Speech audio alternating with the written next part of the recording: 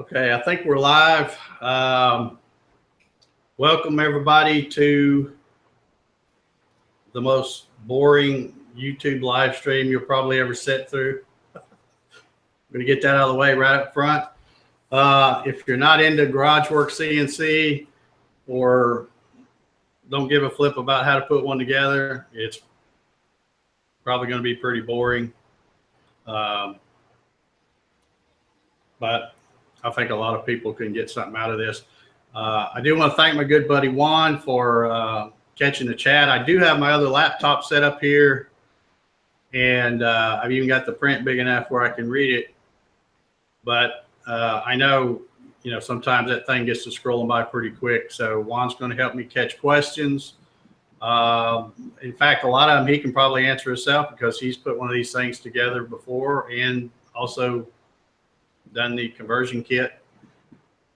So he may even be able to give you some tips that I haven't thought of. So anyway, I just want to say right off the rip here that, like I said, it's probably going to be a long, boring video.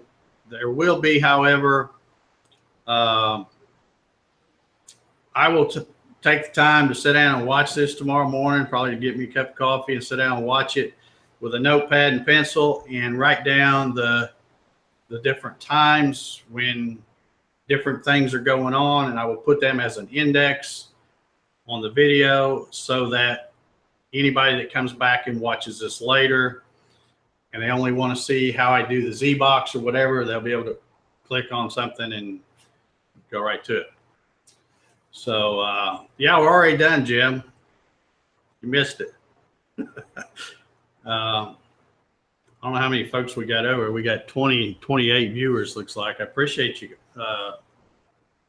Appreciate you coming to watch this. Like I said, it's going to be kind of long, kind of boring, but I've got an overhead camera set up, and I guess we'll get started here.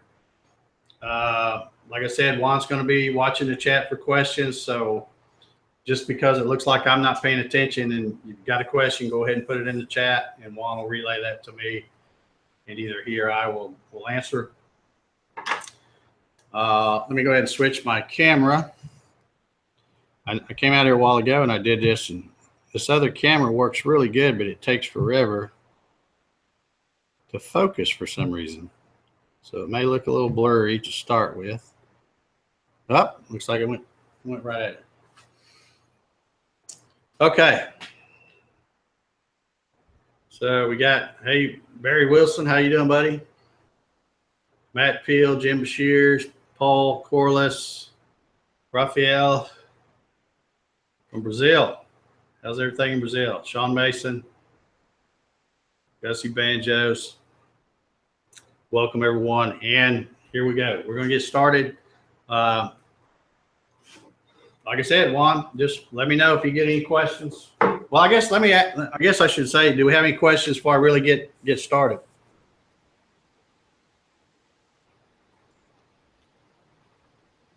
Okay, I'll take that as a no. Well, I guess it takes about a few seconds because of the delay. I'll ask in the chat too. World headquarters of Gatton CNC. Yeah, we're playing GarageWorX CNC tonight, Bob. Okay. You might want to just focus that on you, Dave, the camera. I think it's switched. Okay. Okay, yeah, I forgot to do that. Thank you, Juan. Present to everyone.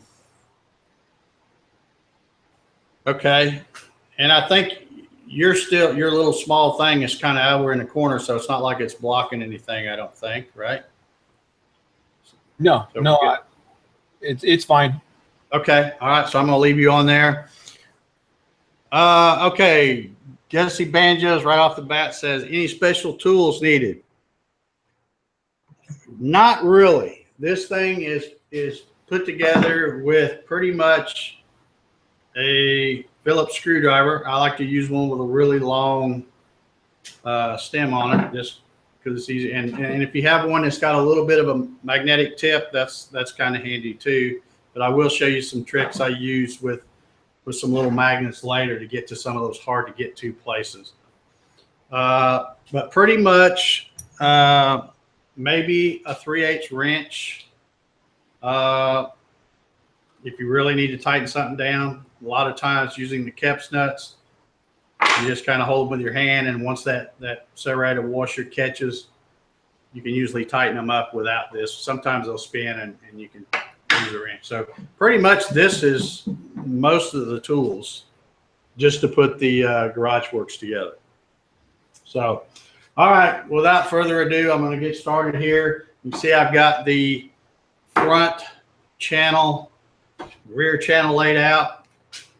The what I'm putting together tonight is a 24x18 model, but since I've kind of changed the design of the two smaller ones, they're pretty much all the same.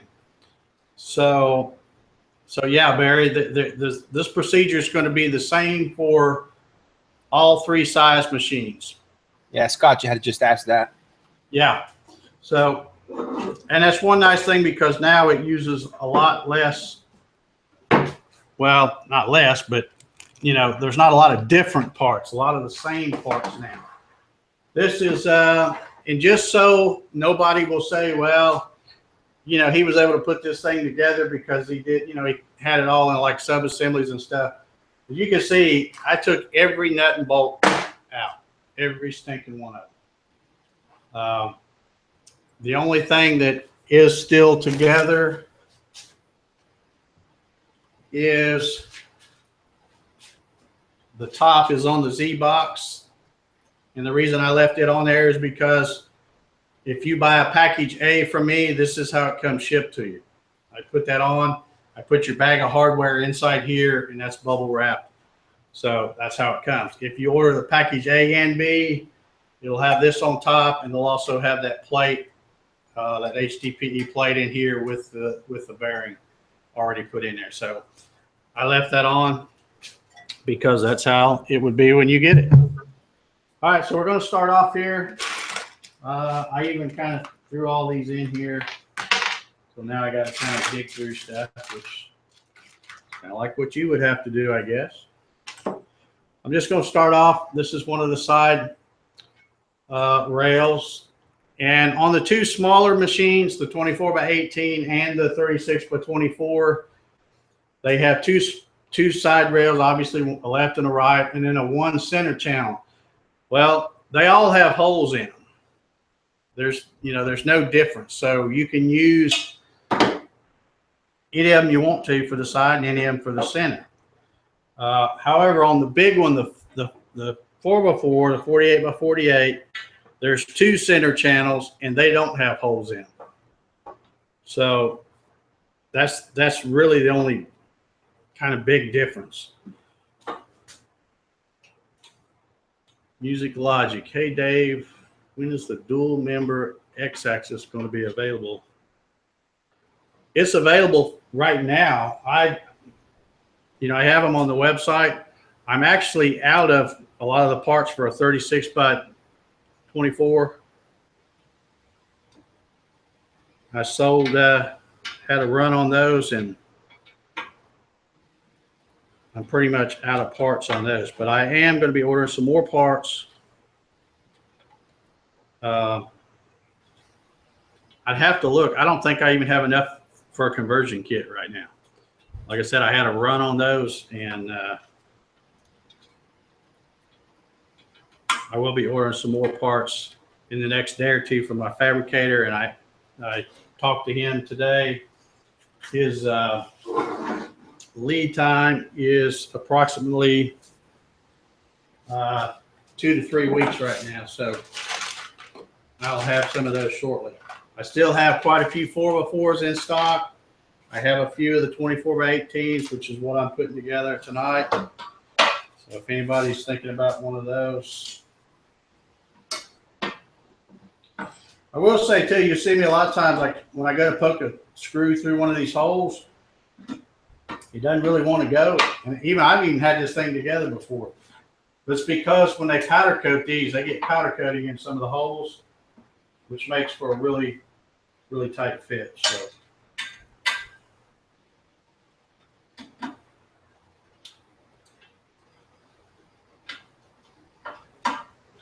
Another thing some of y'all may notice right off the bat, when you said special tools, I like to use a screwdriver and do things by hand.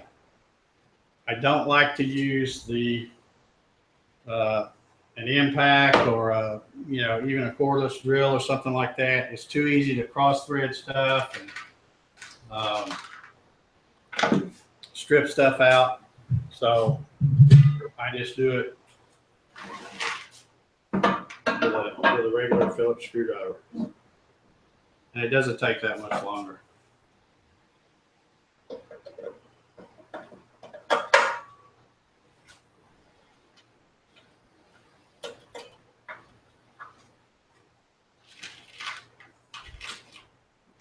Gussie Banjos is asking if loose fit to start. I'm loose fit to start. I'm I guessing. don't tighten everything up really tight. I just kind of snug things up, because first thing I'm going to do is, once I get this main frame put together, is I'm going to measure diagonally with a tape measure and make sure that it's square. Because of the way this is designed, kind of when you tighten this stuff up, it's almost self-squaring. So, but I do try to. Raymond Dixon is asking, do you recommend any off-the-shelf paint that matches your paint color? I'm guessing yours is powder coated, isn't it? Yeah, this is powder coated, and I could give you the paint spec for the powder coat, but I think what he's probably asking is, like, if you scratch something up or whatever, do you? Gotcha. Where you can find. Like a touch-up. Yeah, I've got. Let's see where it is here. This is Ace. Where am I at here? I forgot I'm on the other camera. This is from Ace Hardware. It's called Safety Orange Gloss. And even though that, of course, that cap makes it look kind of dull, that's about the closest I've found as far as a rattle can, trying to match the paint. I can, like I said, I can give you the spec number.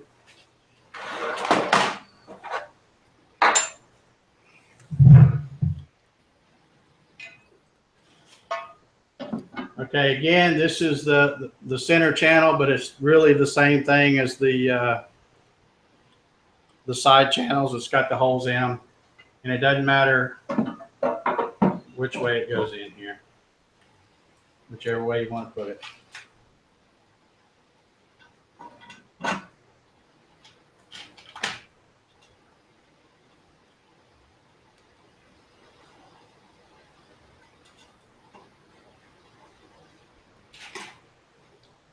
By the way, nobody's asked, but so far what I'm using is 1/2 inch 1024 machine screws on everything. That's what about 90% of it is 1/2 inch. There are some, when I start putting the V-groove bearings on, you'll see that I use 3/4 some places and 1 inch the other place, but they're all 1024 machine screws.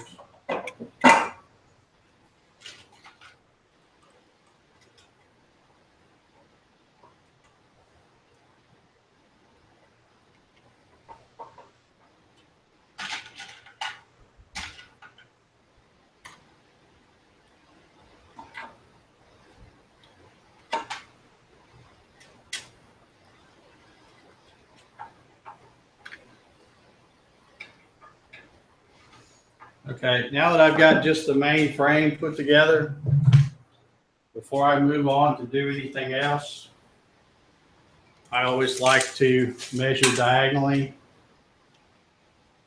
to see if it's in square, and it should be. Since, like I said, this thing kind of squares itself up. And it's just about perfect. I don't even need to knock it. So now that it's square, I'll go back and kind of give these another good crank. Like I said, you know, with these kept nuts, and I don't know if y'all know what kept nuts are or not, but I'll lay one right there. See, I don't know how good you can see that. Yeah, you probably can't see it good enough. It's got that little serrated washer, so a lot of times you just hold it with your hand till it grips the metal, and you don't really even need to put a wrench on it. It'll tighten right up then. Chris on the chat is asking, could you go over the benefits of the B package versus the A package? I am on a tight budget and a beginner. Should I do the investment for my first CNC? Okay, the difference between the A package and the B package is the reason I split them up is because I figured there would be a lot of people that want to try to do what I call sweat equity, which means they do some of the work themselves. The big difference, package A is just the rolling chassis. You get all of the sheet metal components. You get all of the hardware that's necessary to make a rolling chassis. You get the V-groove bearings. You don't get support bearings like this. You know, that's in package B. If you want to go buy your own bearings and figure out how to make your own little things or whatever, or you can buy just these separately. But the main reason I think why people buy package A and B is because they don't want to have to cut the lead screws. They're not hard to cut. You know, I do it all the time. But you know, you do have to get them. You do have to get them filed properly and all that. And you know, if you buy package B, you get that, all the lead screws cut to length, already filed, ready to go. You also get these, which is dumpster CNC, the Acme nuts and couplers. But again, I don't keep it a secret what I use. It's right there on the website. So if somebody wants to click on that link and buy these themselves, they can save some money.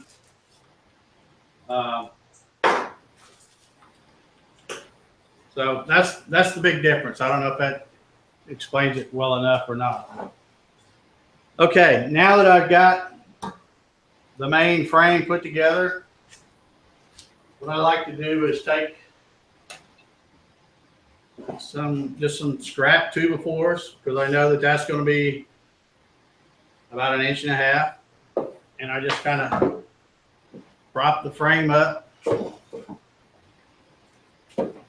Just slide these 2x4s under it. Then I can take these carriage bolts. I keep wanting to point to the wrong camera here. These little carriage bolts, and I can go ahead and put those in. And since I've all got the same height on each corner, these are real easy to put in.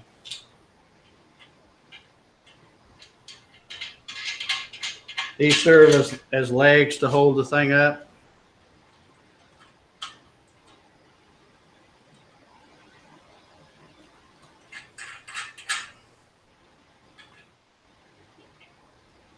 And of course, for these, you do need a larger, you'll need 2 9/16. Eric, yes, Dumpster CNC has been back in business for a good while now.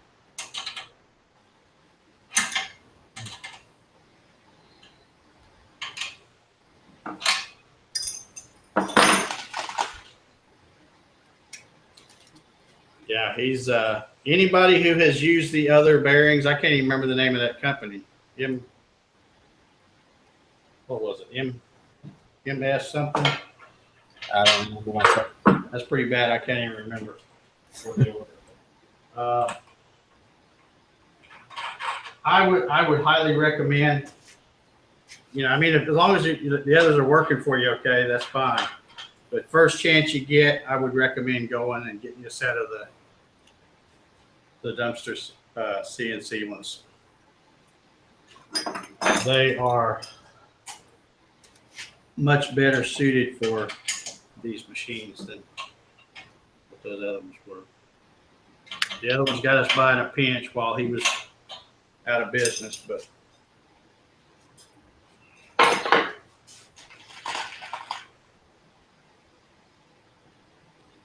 yeah, Eric, he got a, of course, his house and shop was a total loss, but he's got a new house, and he's doing well.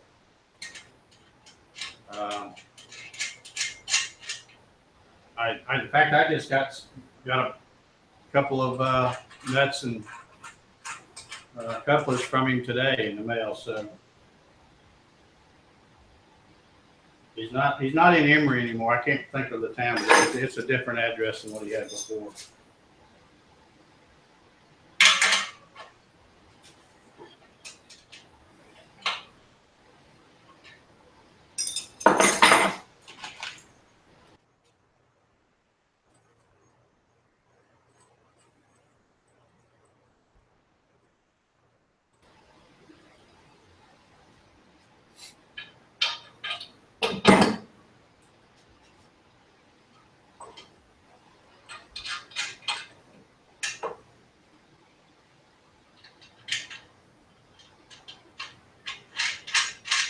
Is dumpster CNC still in Texas?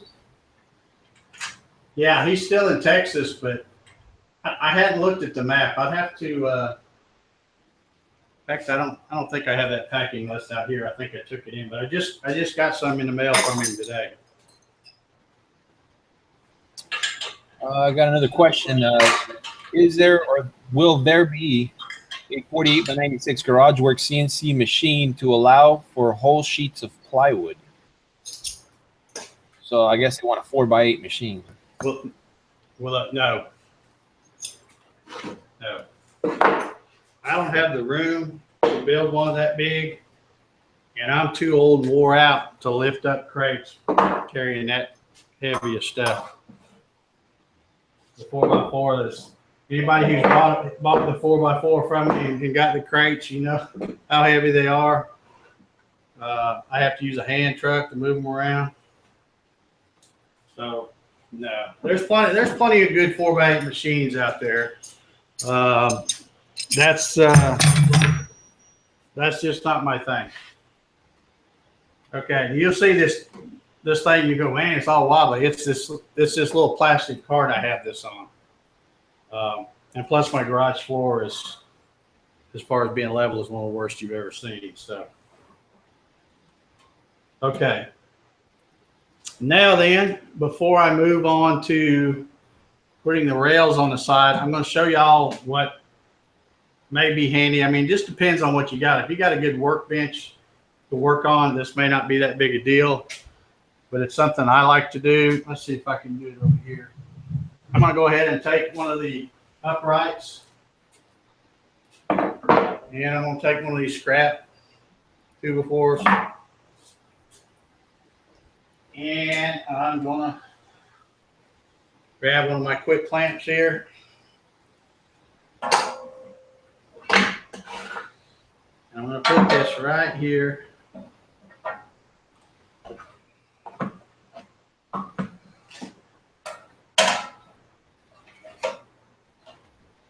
And I'm going to clamp it like so.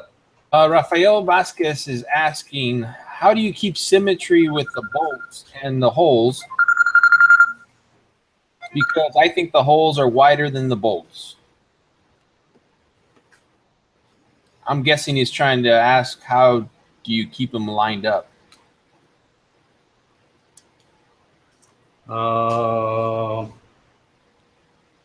They kind of all just fall in place. I'm not sure I understand the question. Yeah. He does say, sorry, my English is rusty. How to keep symmetry? Oh, go ahead, Dave. Well, let me just first say that, Juan, you're a machinist, so you can appreciate this. Let me just first say that there's no such thing as a perfect piece of sheet metal. Yep. There's no such thing. Everything is made just like this little part here. I can draw it up and say, I want these legs to be 1 inch. I want this to be, I don't know what it is, 5 inches or 6, but I don't even know what it is. But there's no such thing as a perfect sheet metal part. 6.5, okay. So what you do is you give them a tolerance to work with. So, you know, hopefully you're using a good shop like I use, and they can form this thing in, you know, and hold these tolerances to within, you know, plus or minus, you know, 20 thou or whatever I put on the drawings. So that's why this thing is designed. And I've done sheet metal stuff for a long time. You have to figure all that in when you're designing stuff. If there's something that you know is going to have to be moved to get aligned, you have to either slot it or, you know, make the hole big enough. You can't try to make everything dead nuts because it's not going to happen. It's just not going to happen. Even in machining, there's tolerances. Okay, now what I was getting around to, I was going to show folks what I do is I like to prop this up with one of those quick clamps because this gets, I think you can see this. I'm not sure where, okay. Because I got to do some stuff to the bottom part of this upright. I'm going to go ahead and put this on here before I put the rails on. That way I can use this to clamp it up for me. And this stuff, when powder coated, it's slick as greased owl doo-doo. And if you're trying to hold on to these, it's basically an odd shaped part like this. So it's just easier to clamp things. And I need to make sure which side I'm going to go on here.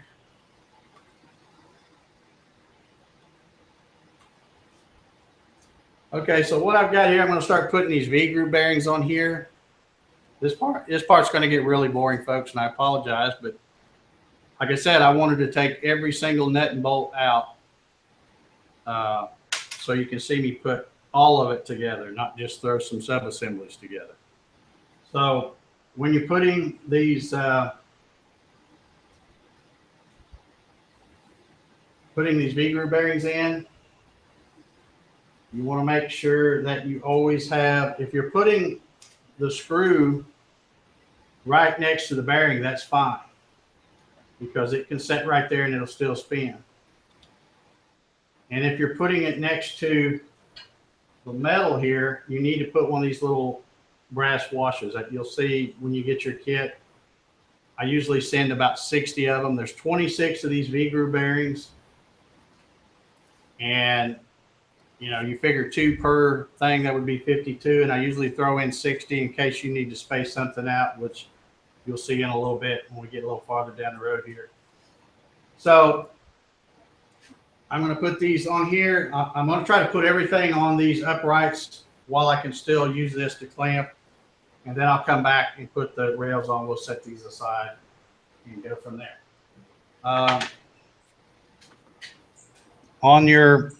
When you get one of these kits also, you'll get 3 of these little brackets. Notice that, let me lay it down. I think you can see that okay. That 2 of them are like this and have 4 slots. 1 of them only has 2 slots. They're different for a reason. Although they look very close, there's a few thousandths difference in the length. So this one, the one that only has 2, since it's an oddball, that's for the Z-axis. The 2 that are alike go on the uprights, and that's for the Y-axis. Got a question here. Are there any wear items on this type of CNC? Things it has to have extra. I'm guessing things that you could buy for in case something may wear out fast. I'm thinking that's what he's asking.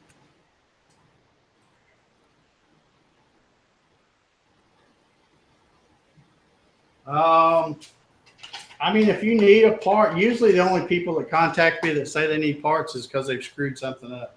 Right.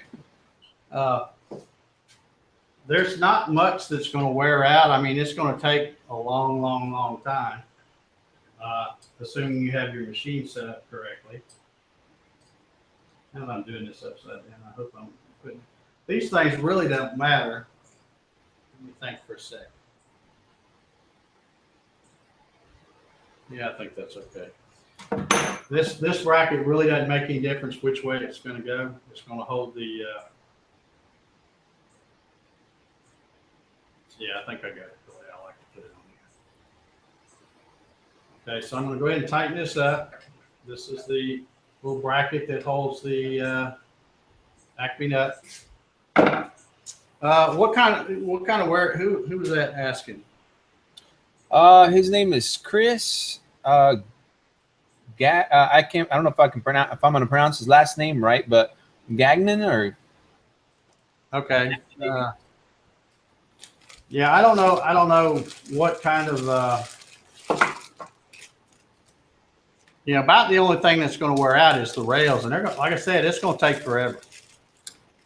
They should, when you get a rail, when you get your kit and it's brand new, they're going to be all pretty shiny orange, powder coated. This one's even had some use in. You don't even, well, there's a little bit right here, but it's going to wear the paint off. That's going to come off pretty quick, and then eventually these V-groove bearings will wear the top of this rail down to a V, and then after it does that, it pretty much almost stops wearing. Yeah. You won't have any problems. So, there's, like I said, this is steel, folks. There's really not much to wear out. You'll wear out before this thing does, probably. Okay, I'm going to go ahead and I dumped all this in here. Now I got to hunt. When you get your packet of hardware, somewhere in here, here's one.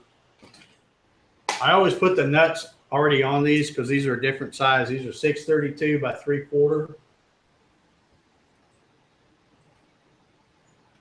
And this is what I use to put the acme nut, which you can see like that.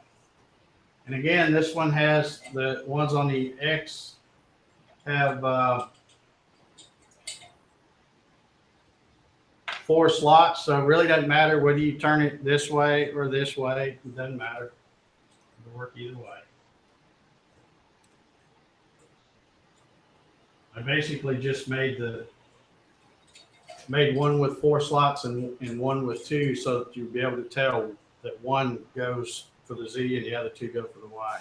Because if I made them all the same, but that one was just a little bit longer, you wouldn't notice it, and you put it on the wrong way, and then your Z wouldn't work right. Wouldn't line up as well.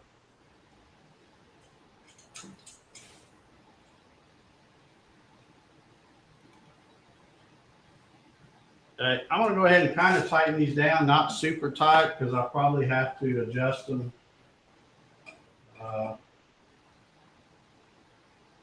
When I put the lead screws in. I don't know how far we'll get tonight. I hope we can. I'd love to get that far. We can go ahead and fire this thing up. Okay, so now I'm going to go ahead and start doing the V-groove bearings. The ones right here on these, well, it's the lower holes now, but when I flip it right side up, it'll be the upper holes. They're going to be, that's just a through hole. So you put it down, I can go ahead and tighten these all the way down. And again, like I said, you don't want this bearing to be against the steel here. You want to put one of these little washers in here to stack it off just a little bit, or set it off just enough. Okay. Put the caps nuts on there, and I can go ahead. These are actually the top bearings once I flip this thing back over right side up. So I can really crank down on that, but that bearing still turns easy. And this is, by the way, this is a 1 inch. Oh, you know what I did do though? I get turned around trying to do this upside down. I'm just going to turn the screw around, put the head of the screw the other way. So basically, we'll go like, oh, that looks like that's had the capstans there. I may have done them that way that time. It's not terribly important which way you do them. It's kind of a matter of preference. So if you're going to put the caps nuts on, like I've done now, see, I've turned this around and I've got the head of the screw here. Now I need to put one of those brass washers on both sides. Because if you tighten that caps nut down, that serrated washer will grab that bearing.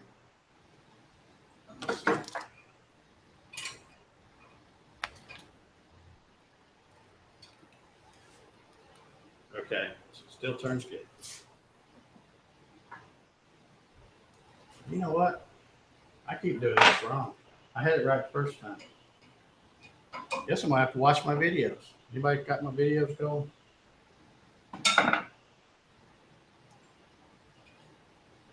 Okay, I'm gonna go back way ahead. So I've got screw head, V-groove bearing, brass washer, and a caps nut on this side. Okay.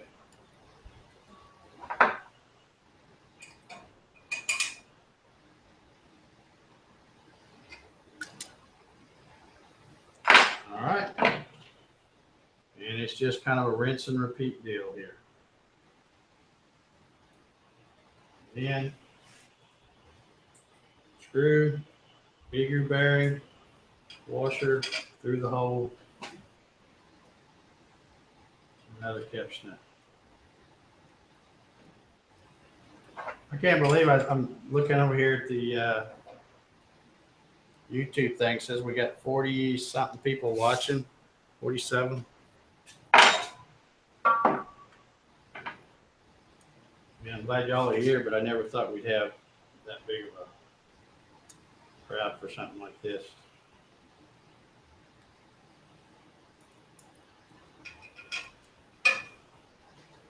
Okay.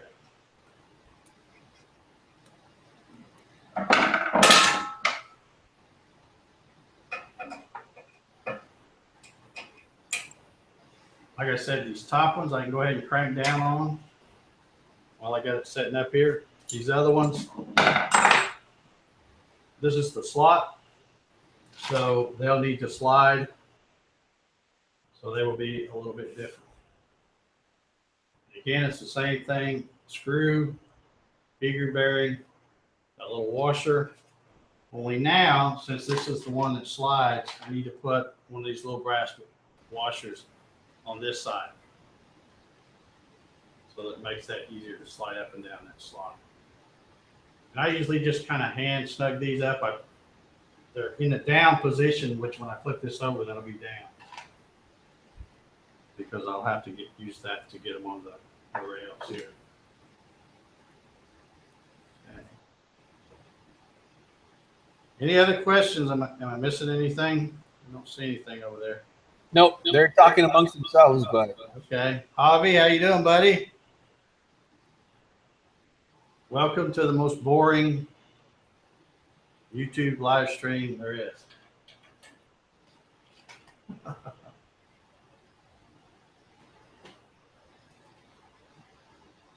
Again, folks, remember on these, put one of those little brass washers on both sides so it will slide up and down easier.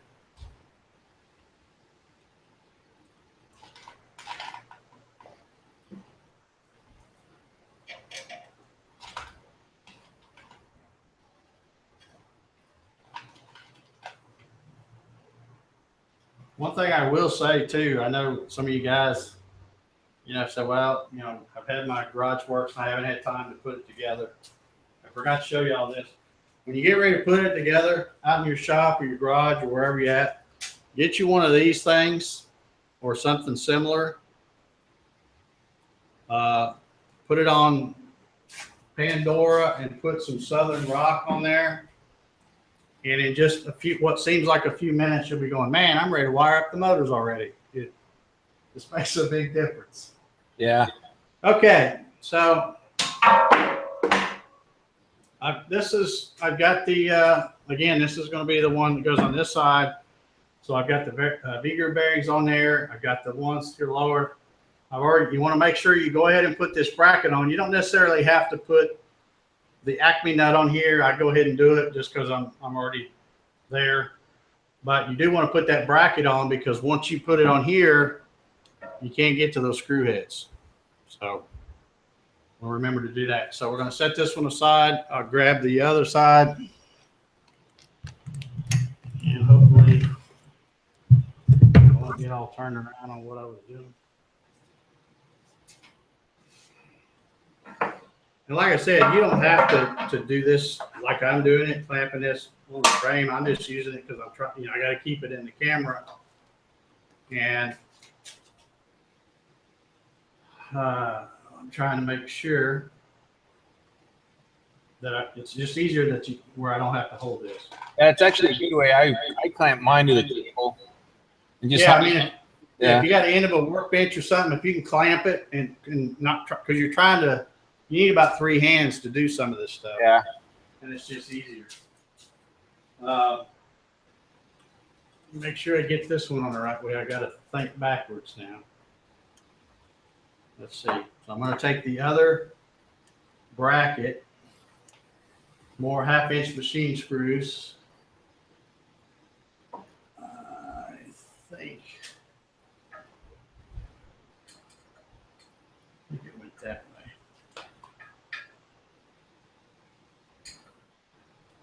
I'm going to put one on there and then. No, that's the wrong way. Yeah. Got it on the wrong side.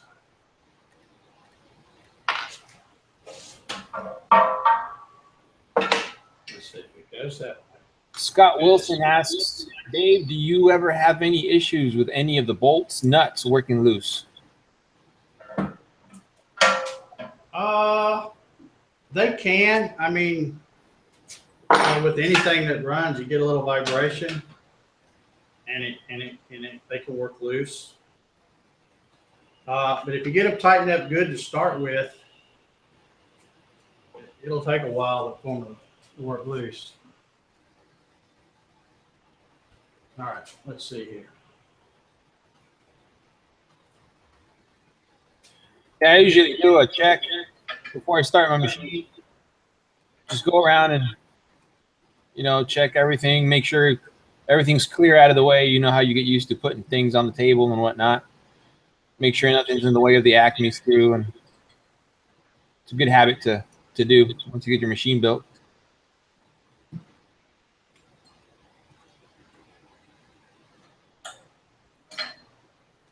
Yeah. I like to use the 1/2-inch screws here, but like I said, you almost need 3 hands because that's why it's easier to put this up.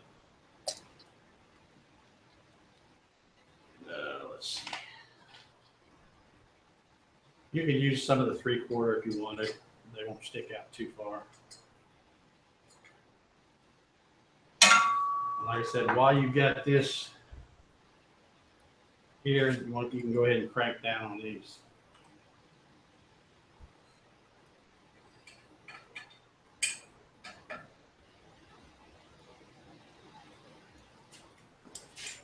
I'm just double checking myself to make sure. Yeah. I get carried away here.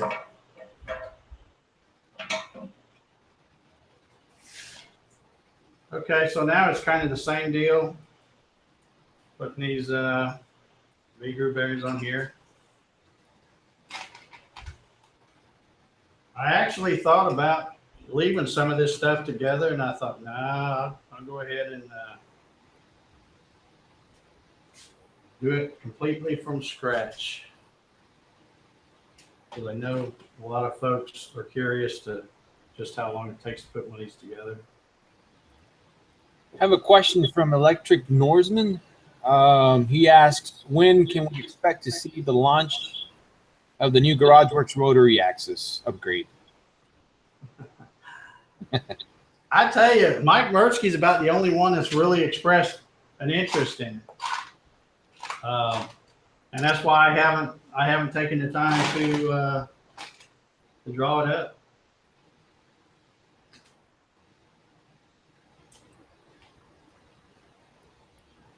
The problem I have, I don't know who was it that asked that question, Electric Norseman. The problem I have with, I mean, look around here. I'm in my garage, hence the name GarageWorX. I'm a one-man company, and that's why I can, you know, offer these things at the prices I do, because I don't have a lot of overhead, you know. But I do have, with my many years of sheet metal fabrication experience, I have a lot of good connections, so I can get good prices on sheet metal components, especially since I do all the design work myself. I mean, all I do is send them a SolidWorks drawing, and it makes it, you know, super easy for them. So, because I don't have to have an engineer draw anything up, it's already there. But I can't just, you know, like if whoever the Electric Norseman is, let's say you and Mike Mertzke wanted one, I couldn't get two of them made. They'd be outrageous. You know, you have to when you're dealing with sheet metal, quantity is what gets you the good price. So everything I order, I have, like when I order GarageWorX 4x4 parts, I have to order enough for at least 10 sets to even get the price even halfway close. You just can't order one or two. So, you know, if I have enough people contact me and say, hey, I'd like to have this, or when are you going to do this? That's when I know there's enough interest, and then I pursue something. But if I only have one or two people, you know, I did the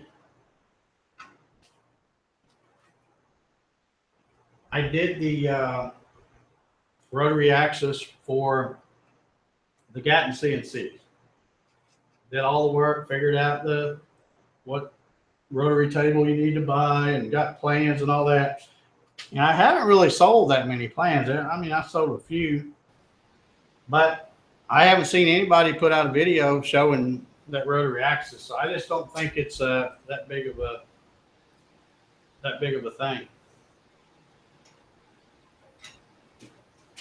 If they're using it, they're not letting it be known. I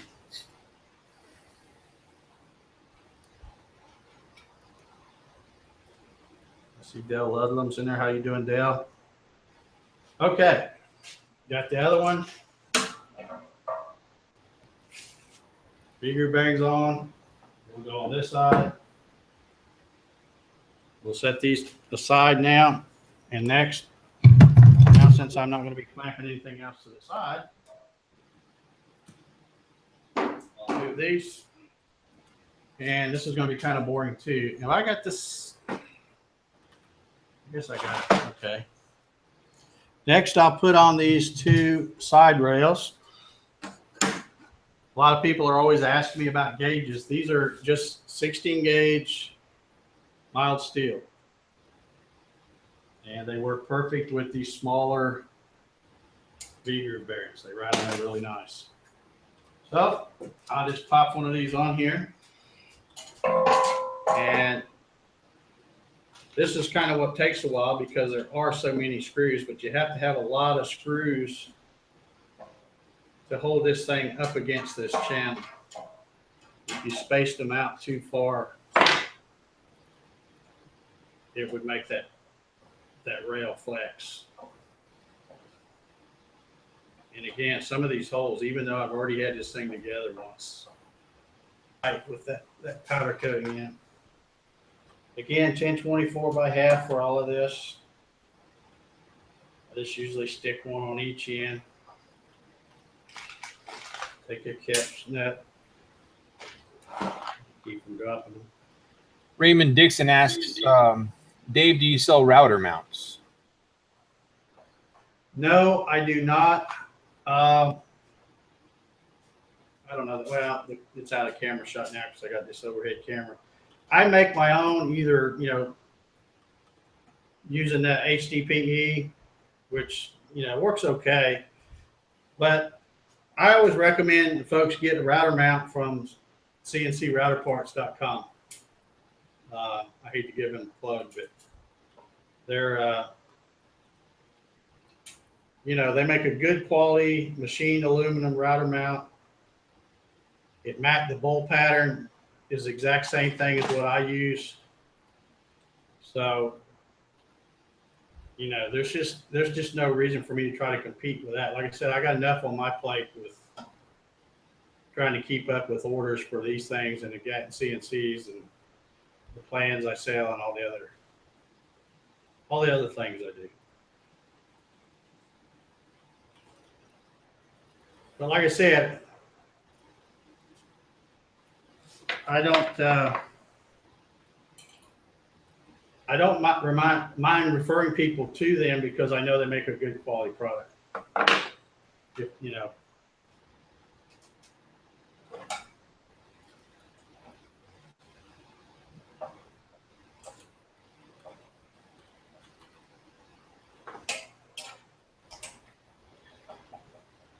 Jerry's Machines asks, so when do you want me to come pick it up?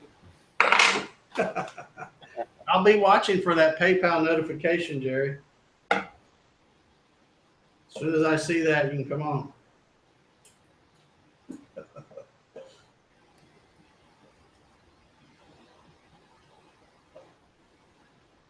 Of course, the price is going to go up because I'm putting it together for you.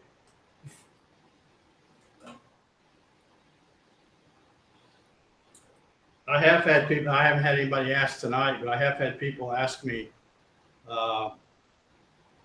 you know, if I come put it together for them. And if they live somewhere in Georgia, yeah, maybe, but I don't do it for free. You know, this is a DIY kit. I really think it's important that you put the thing together yourself. That way you know what the heck's going on. Yeah. And I'm not knocking some of the other folks that sell the turnkey units and all that, but, you know, I just see folks on the Facebook and the forums and all this stuff all the time, and it's like they want the, you know, they want whatever company they bought it from to hold their hand. Come fix it. You know, it's not working right. It's doing this. Well, you won't ever learn anything if you don't do it yourself. That's why, even though I make less money when people only buy package A than opposed to the people that buy A and B, I love the people that buy package A because I'm thinking, yeah, they're going to get their hands dirty. They're going to, you know, do some of this stuff themselves. That's what it's about.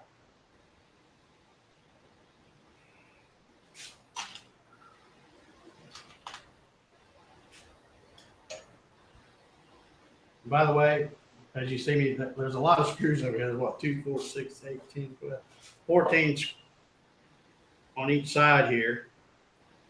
So it does take a while, and I'm not really cranking down on them. I'm just kind of snugging them up. I'll come back and once I get them all in.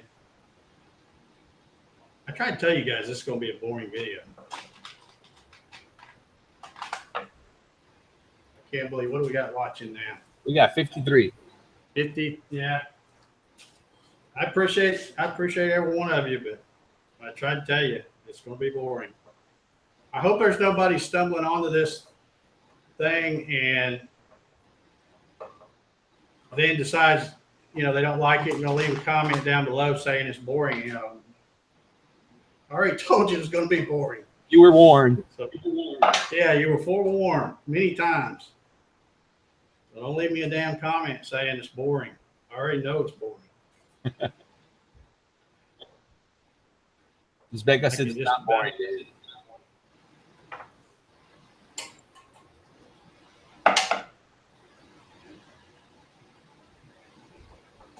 I just hope that if there's anybody, thank you, Becca.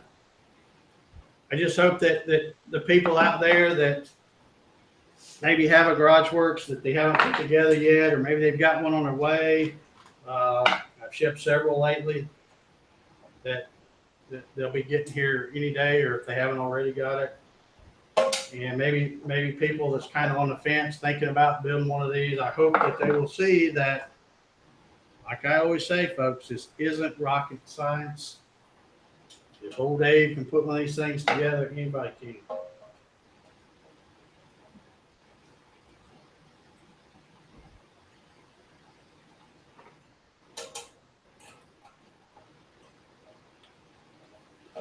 Okay, now that I've got all the screws and nuts fastened on here, or at least started, I'm gonna go back through, and I usually start cranking them down.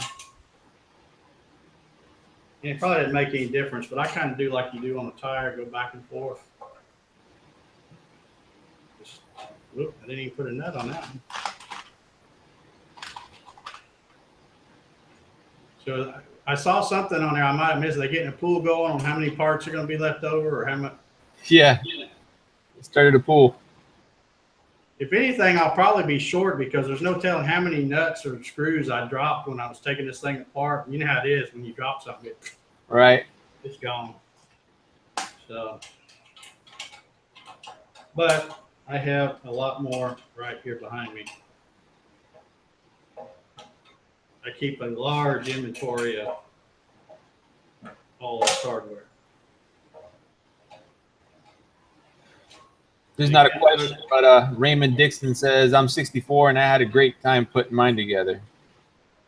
Good, Ray. I'm glad.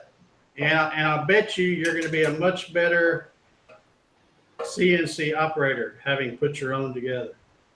Because you're going to know what kind of stuff, if something goes wrong, you're going to go, oh, that's probably that coming loose or whatever. Yep. It's just so much easier when you know what the heck you're doing.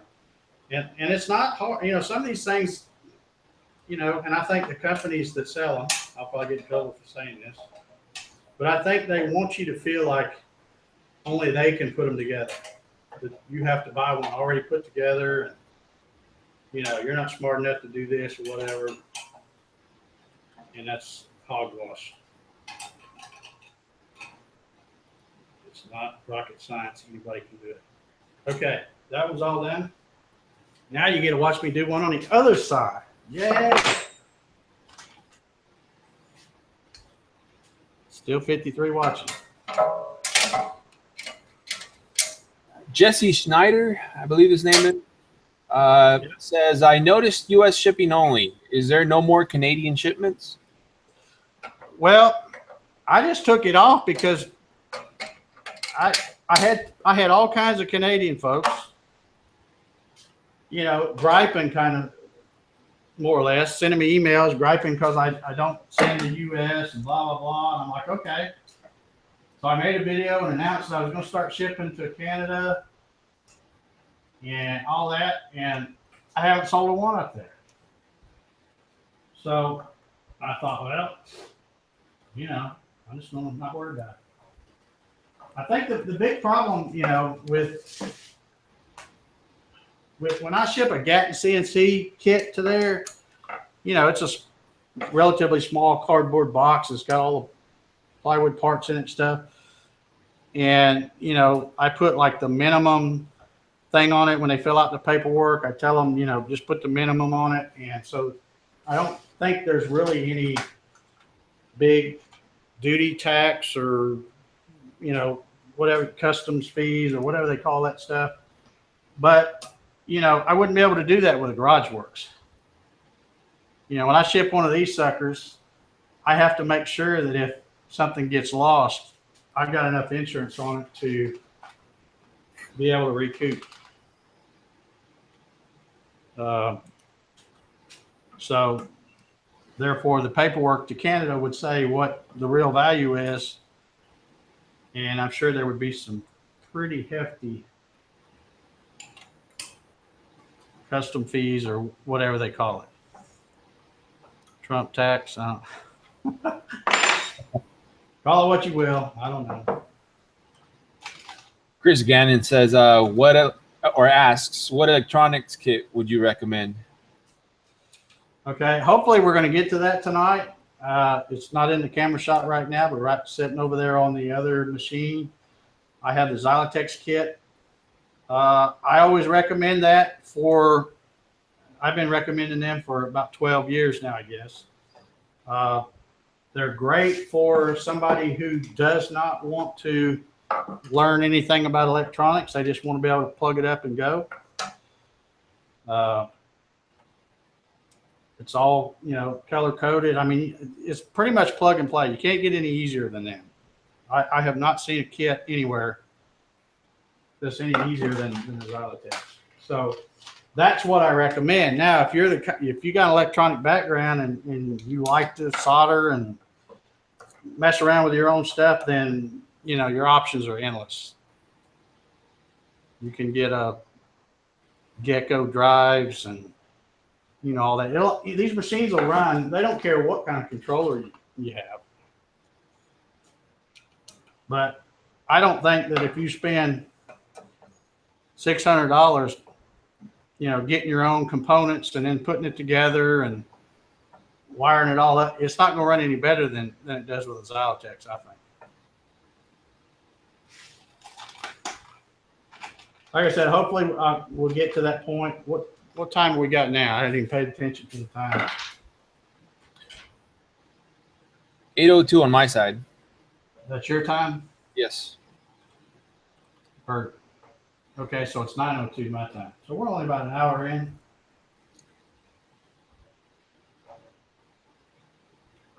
Shouldn't take that much longer.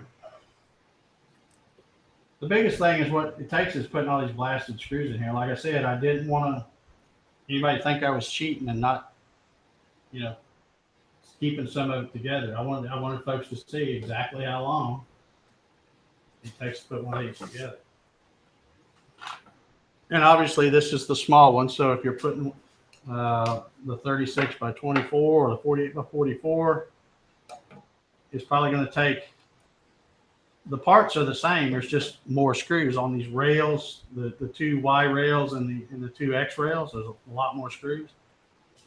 So, maybe take you, 30 minutes longer than what I'm doing here. Maybe not even that much. And again, like I said, for you folks who have faster, Dave, faster.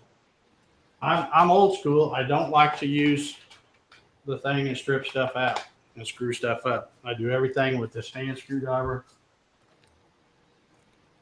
Little power screwdriver.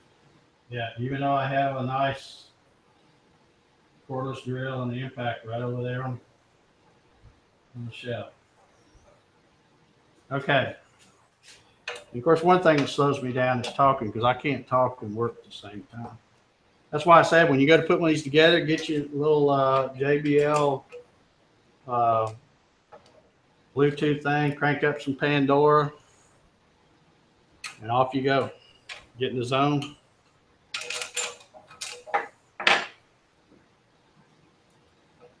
I keep forgetting to put a nut on some of these. Yep, turn up Southern Rock. That's what I keep my Pandora station set to. Get you some Marshall Tucker or Leonard Skinner.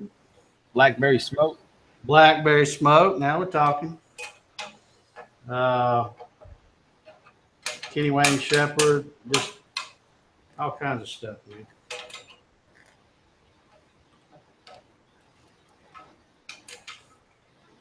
I guess I should try to shut up and not talk as much if there's questions.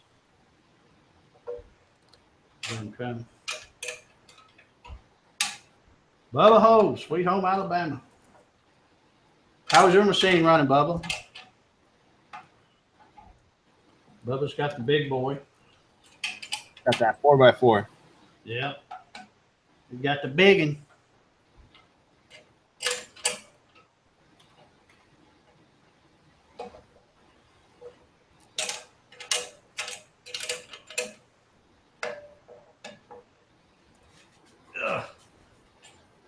squeeze in here.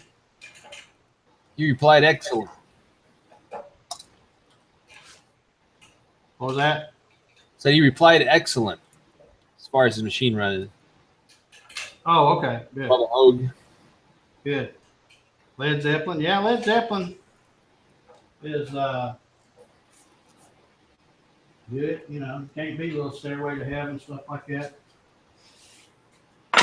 Okay, there's those rails. Now, we're going to go back to these side uprights that I put on, and they should just pretty much drop right on. And if you have there, you got to leave the bottom ones loose so that you can get them pulled up. I usually start, move this out of the way.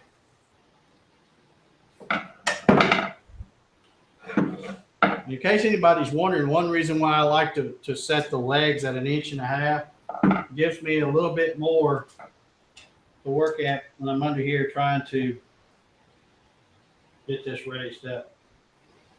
So I'm basically just holding that with my hand, and you notice how that rolls back when I let go of it? It's because my garage floor slopes that way about 3 or 4 inches. I mean, it's just ridiculous. But everything in here is shimmed on casters and shimmed up.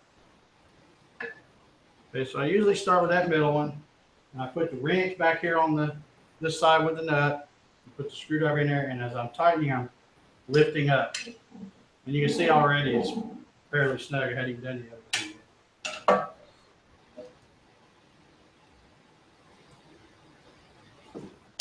The hard part is when you're old and you wear glasses, trying to be able to see what you're doing under there.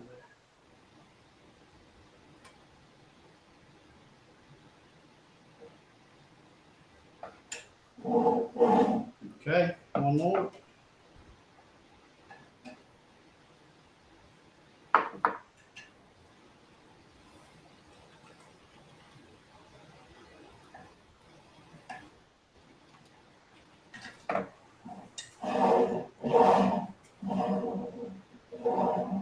Okay, a lot of times I'm asked how tight you should tighten these.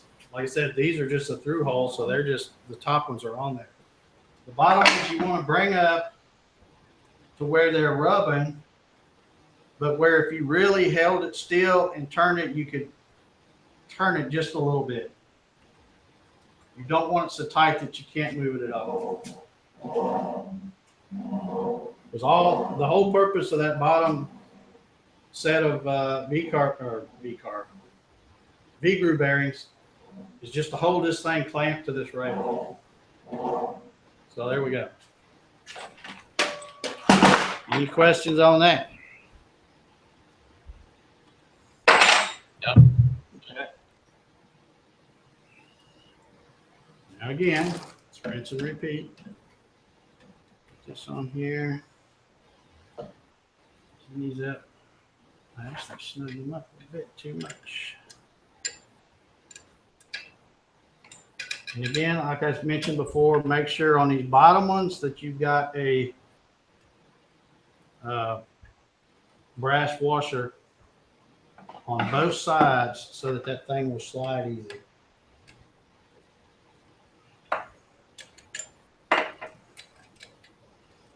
Okay, I hope y'all can see what I'm doing. It's kind of hard because of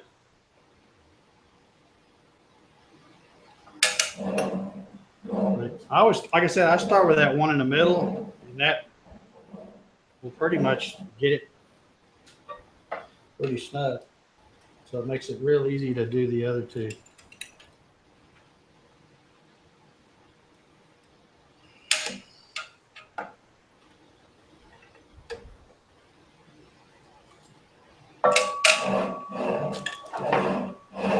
Okay.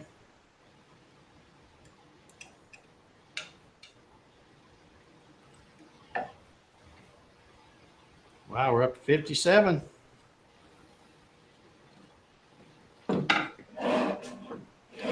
Okay, see, actually, when you get this machine has been put together, but it's been used very sparingly. I had my laser connected to that, so I really didn't use it much. So even now, putting this together, you can feel it kind of stick almost a little bit.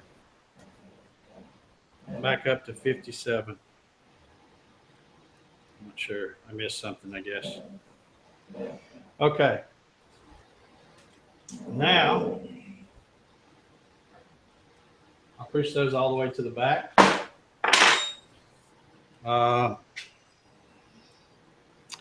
Next, we'll move on to putting these C channels on. And again, this is just a lot of holes, which means it takes a lot of time to put it on there. But I'll set one of those there, and you'll also get with your kit. This particular one, I used the old style just because I knew this one was for me. This is the, let me set that right there. You can see it. It's just a little L bracket that mounts the thing. Let me grab one of the newer ones here.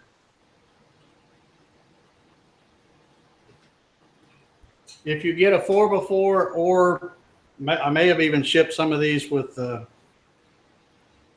36 by 24, and they actually go right. Well, no, they go like that, I guess. This is gonna go here. Yeah, if you did get some of these with a 36 by 24, it's probably not gonna fit there, because I don't know if this holes are there or not. But anyway, the 24 by 24 uses these smaller ones. That's what you should have. If you get these shipped to you, you can use, they're basically the same. They just got these 2 extra holes that are used on the 4x4. Okay, so again, this gets over here. I see. Can you see me? I guess so. When you put these on, you need to put one on each side. Put the screw through one.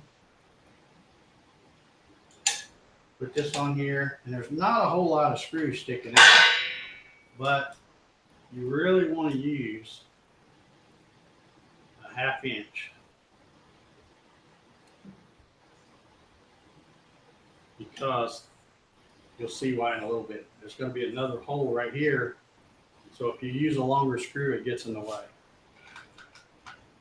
So I'll use the 1/2 inch here, but again, I'm using one screw to hold both these little brackets on. And before you tighten them up all the way, you want to kind of make sure that they're flush with that. And then you go ahead and crank them down. Same thing over here on this side. Anybody getting bored yet?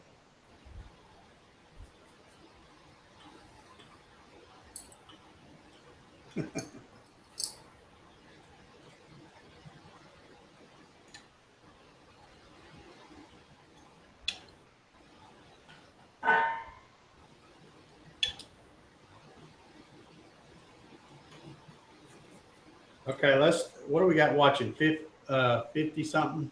54. Let's take an informal poll in the chat. How many folks in the chat have a GarageWorX CNC? Can you count them one as they go? Will do. I know Bubba's got one. It'll take a couple of seconds, I think, for the video to. Yeah. Yeah, just put a comment in the chat if you have a GarageWorX CNC.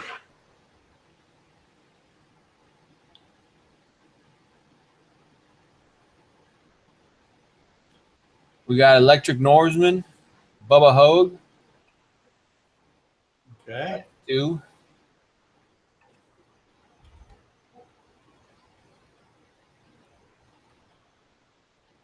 Not yet. We have a not yet. John. We can fix that. it's not terminal, we can fix that. Okay, what I'm going to do, I put, since it's easier to go ahead and put these little brackets on both sides, the front and the back, while you've got this off. So that's what I'm doing right now.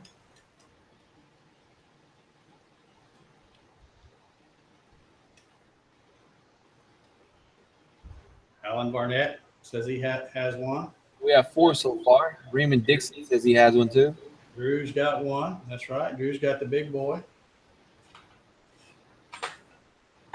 All right, good. So we've got at least 5 or 6 y'all, I guess, have them. And I'm guessing by the number of folks watching, there's a lot of wannabes out there. There's a mine ship this week. Dennis, yeah, I don't know how you say that. Wendell, I'm going to say. Yeah, let's see. When did I ship that? You'll have that. I don't remember what the tracking number said.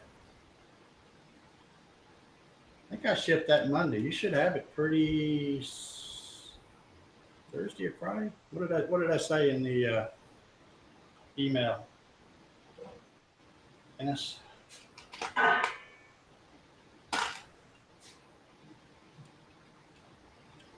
Before the question gets lost, Chris Gannon is asking what router will you put on this model?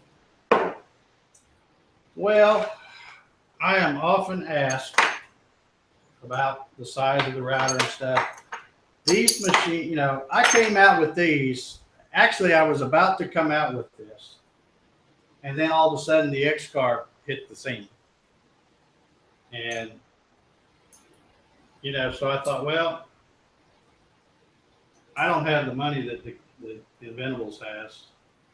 So I can't go around and give every Tom, Dick, and Harry a free machine like they did. So I just kind of sit back and watched all the, and you guys are probably like me, you probably got tired of seeing all the unboxing videos every week. You click on a YouTube guy and it's like, oh no, that one got one too. And they do all these unboxing videos and showing them, putting them together, all that kind of stuff. And I know I'm telling you about the router a long way around, aren't I? That's how I roll. But anyway, you know, I decided to kind of not come out with this until the X-Carb craziness died down. Well, then once I started getting all those out there and people found out they weren't really as slick as what everybody thought because of the flimsy belts and stuff.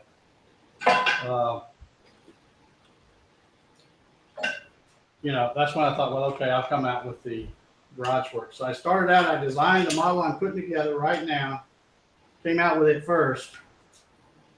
And I knew that it would be compared to the X-Carb from Inventables. So that it would be a good, even comparison, I designed it with a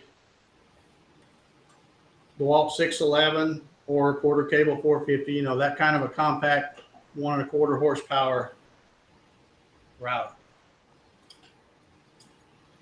So that's what I have on the, you can't see it, it's not in the shot, but I have a 36 by 24 behind me here. And that's what I have on there is a DeWalt 611. However, I have put my quarter cable 690 on there, which is a 1 3/4 horsepower. There have been folks put a quarter cable 890 on there, which is a 2 1/4 horsepower. And there are even some folks that have put a spindle on there. And I mean the big spindle, like what I have on the Gatton right over here. So technically it is designed for the smaller handheld compact routers, but a lot of folks use the bigger full-size routers, and it'll hold it just fine. You know, this is steel. It's not, And y'all will see if y'all stick around until we get a little bit farther along here. That Stephen Brown asked, so this one has 2 channels on the gantry also. yes, yes. When I started out, it only had one on the smaller machines. And then everybody started putting these big old routers on it. So that's when I decided to just make a lot of the same. Like I said, really the only difference between these 3 machines is the length of these parts of the frame and the length of these channels. Everything else is the same. The Z box, the top and bottom plate, the front and rear Z plate, all of that is the same. Okay, now this, like I said, folks, I'm sad I didn't warn you. This is going to be boring because there are a lot of screws. Jerry Brown, who says that? Yeah, Jerry Brown. Jerry Blakesley's going to put a lawnmower engine on his. Yeah.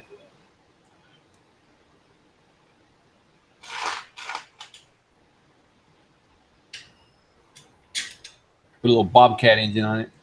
Yeah. Now this is, I don't know, you probably can't really see this from this overhead camera.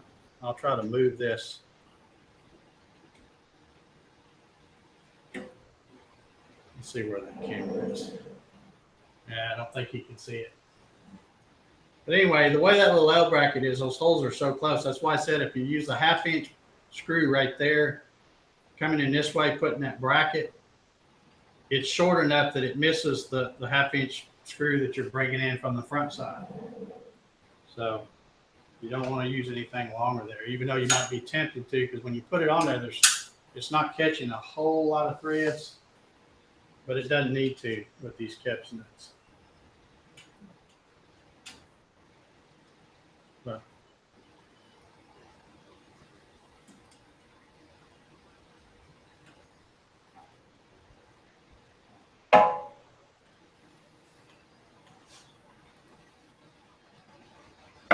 now I've got, and I don't have them tightened all the way, but I've got the 4 bolts on each side that hold this channel on.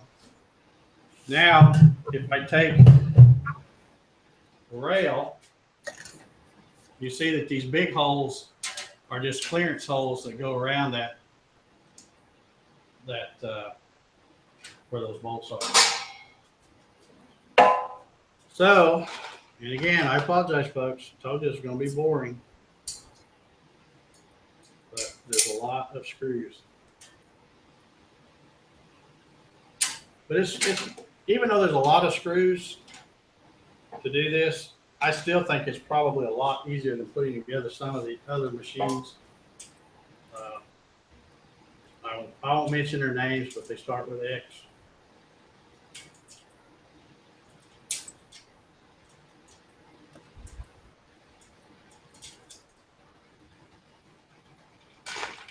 I was watching right before I came out here to do this to see Steve Carmichael got an updated X car. They're starting to send out more free ones, you know, the upgraded version to the YouTubers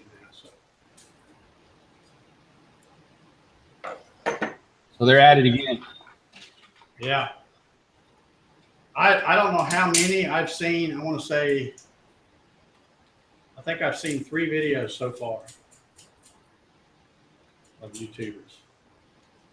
And, you know, I don't really want to knock them, but it's the same thing. I mean, they've stiffened up some stuff.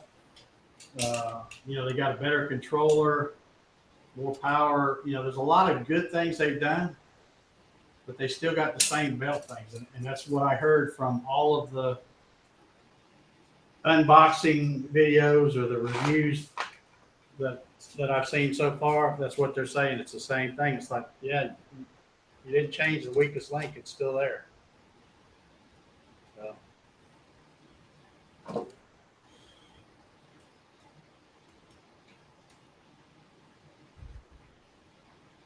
How many we got watching now, Juan? We have 55. 55. You folks are awesome. Or you just don't have a life. I'm not sure which. But I'm happy that you're here. They just love CNC.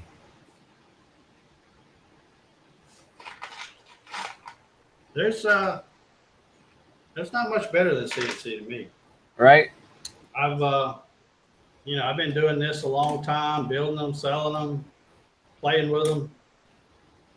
And I still just love the fact that I was telling my buddy Jim, he was over here the other day and I was running my big Gatton CNC and I go, how cool is that? You know, that big monster's out here in my garage and I'm running stuff. And I mean, you know, a few years back, you couldn't do that because everything was so darn expensive.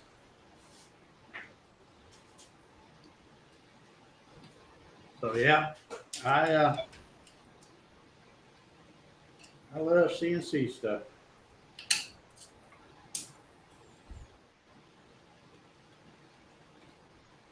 Your wife thinks you're working, Ray? We won't tell. Well, it is kind of work. It's research. R&D. Yeah, there you go.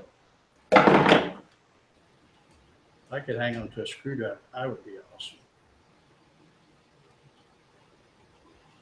I don't know how these screws, some of them just like, I don't know, maybe the threads got a little buggered up when I was taking them apart. It's like you get them started on there, do it with your hand.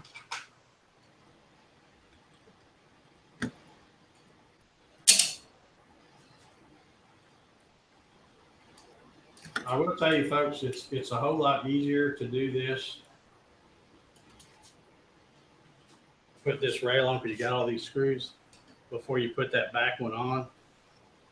In fact, one thing you can do, and I probably will do it, is put the rail on that back one because there's so many, like I said, there's so many darn screws before I set it on there.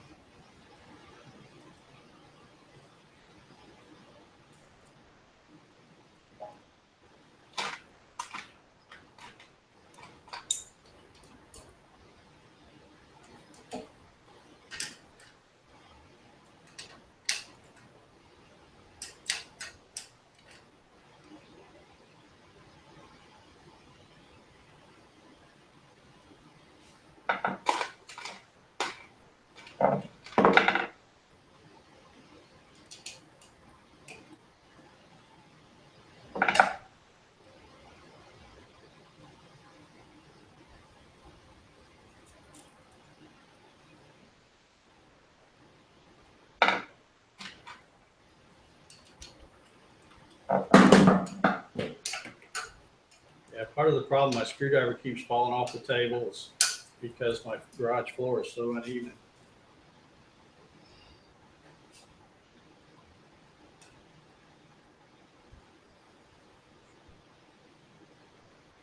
Sam Bond got the stepper motor or spacer blocks. Good for you. I'll be showing those in a little bit. I got them sitting over here right behind me. That's one thing I wanted to talk about if we get to the point where I'm putting the lead screws on. When I do, somebody orders package A and B for me, like I said, I cut the lead screws to length, but the X and the Z axis lead screws are cut assuming you're going to use some kind of a spacer block. You don't have to use mine. I don't care whether you buy mine or not. Or a lot of times you can just take some extra nuts and put them on these long screws and make standoffs that way. So you don't have to buy mine, but you're going to need some kind of a spacer to be able to get to the coupler.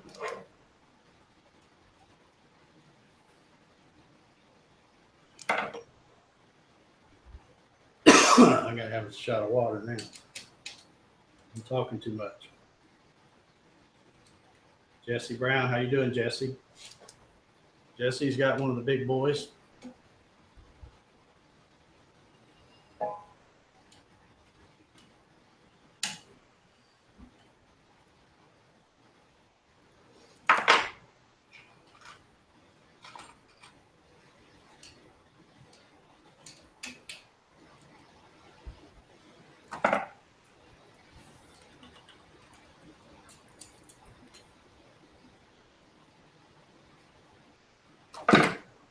Okay.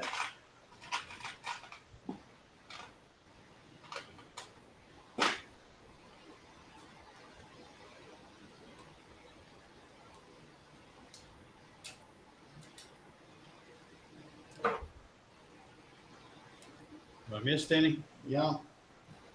No.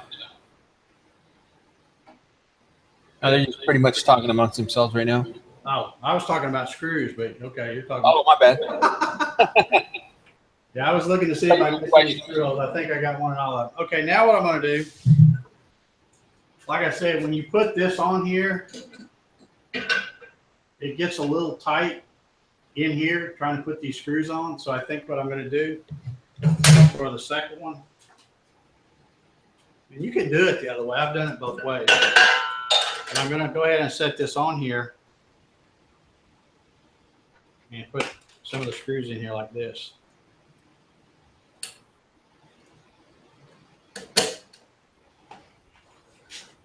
Kevin Bridges asks, what is the benefit of buying the GarageWorX over the Gatton? Well, it depends on what you want to do. And what I mean by that is, you know, what do you plan on cutting? What they're both good machines. The Gatton or the GarageWorX, I've got 3 different sizes. The one I'm putting together right now is the smallest one. I got a 36 by 24, and of course the big one. They're all good machines. The big advantage to the Gatton is when you buy the kit, you're making the cross member pieces and stuff yourself. So you can make it as big or as small as you want to. All the gantry parts and stuff that I supply work no matter what size you make it. Well, within reason, you know, not 8 by 8 or something like that. But some folks just like, you know, like working with wood, I guess, better than the GarageWorX is kind of like a big director set. It's simple to put together. But, you know, if you buy one of these, say, say you bought one of these small ones like this, and then the first thing you know, you get somebody ask if you can do something that's about 2.5 by 2.5 feet square or something. Well, now it won't fit on this. But, you know, you can make the Gatton, and you're only talking, a little bit to make it a lot bigger. So you're not talking about a lot of money because you're just talking a piece of plywood or something. So that's one of the advantages to the Gatton. Don't ask me which one I like best. I love them all. They're all my kids.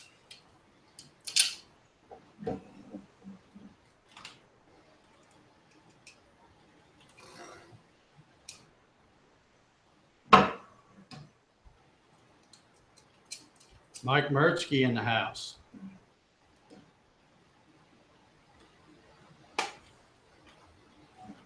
How you doing, Mike?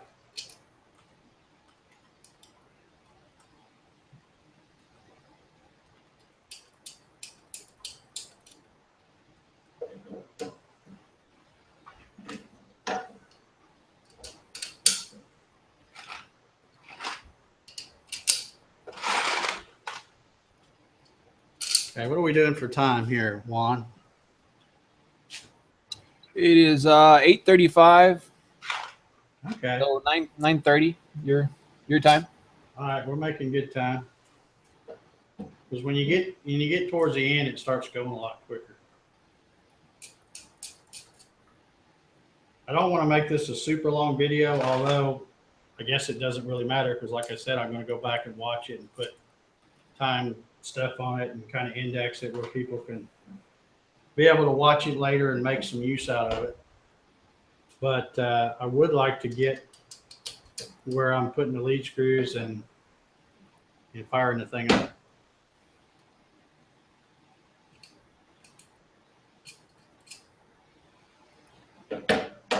Because, you know, I think a lot of people, that's the part where they start getting a little skittish. They might be mechanically inclined and don't have any issue putting this thing together, all that. But when it comes time to fire it up, they're so afraid they're going to plug something up wrong, or what have you. So I'd really like to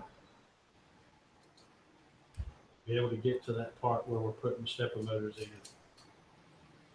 firing this thing up. If not, we'll stop when we get this complete, the main part of the assembly. And then I'll do another one with wiring. I've already had people requesting, showing how to do homing switches and drag chain and all that kind of stuff. So I'll be doing more of these boring videos.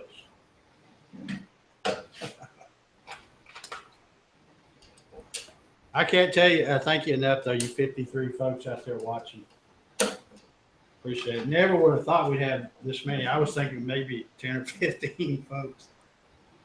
But appreciate y'all watching.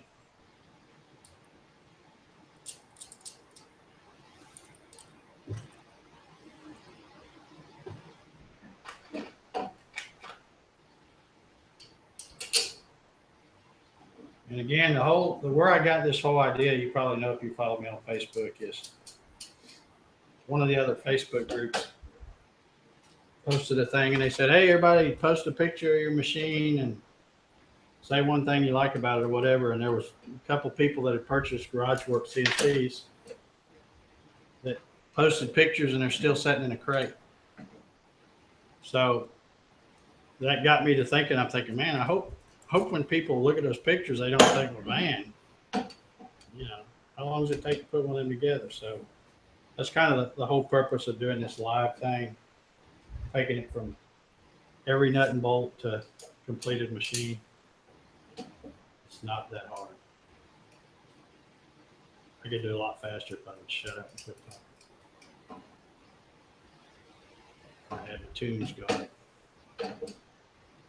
But I'm not going to turn on my tunes now because then I'd get a copyright thing from YouTube.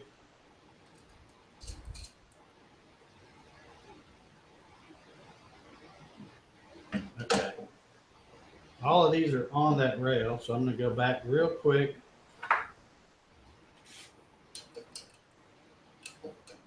Just tighten these down.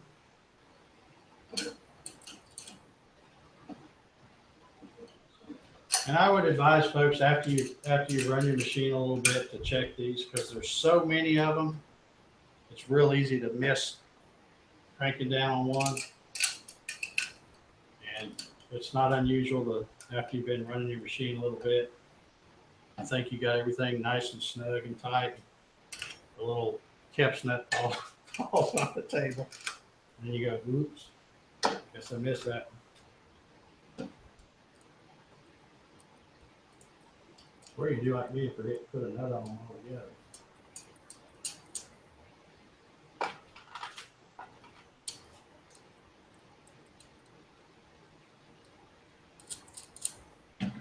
Like I said, I really thought about leaving these things put on, but I know this takes a long time.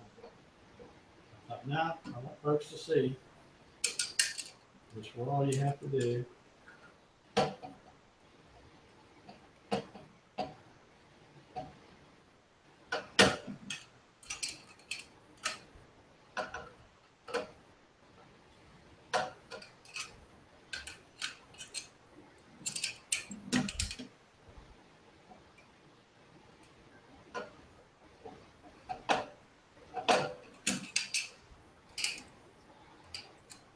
This is what I was talking about. These things are really slick when you're trying to hold on to these parts.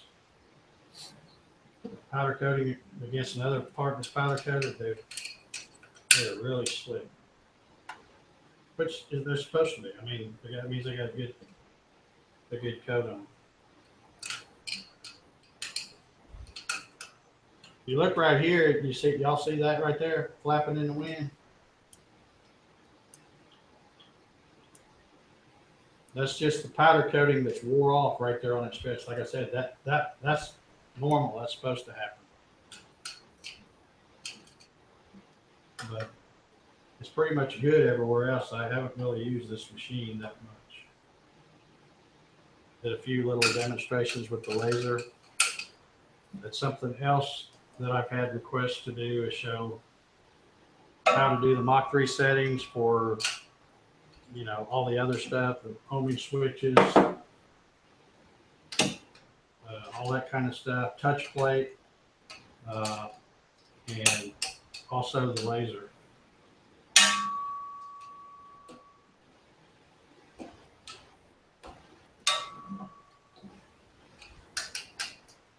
Almost there, folks.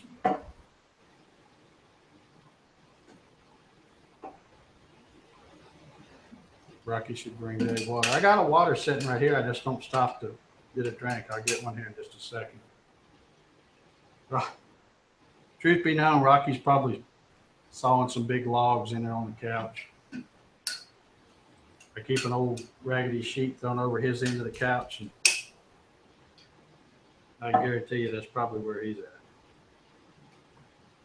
Plus, it's starting to get warm out here too. It's after being out here a while, it's nice and cool in there.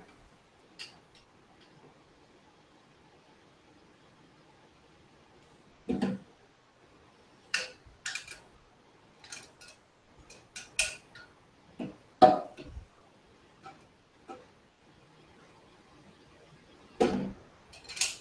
right, one more to tighten up, then I'm ready to throw this on.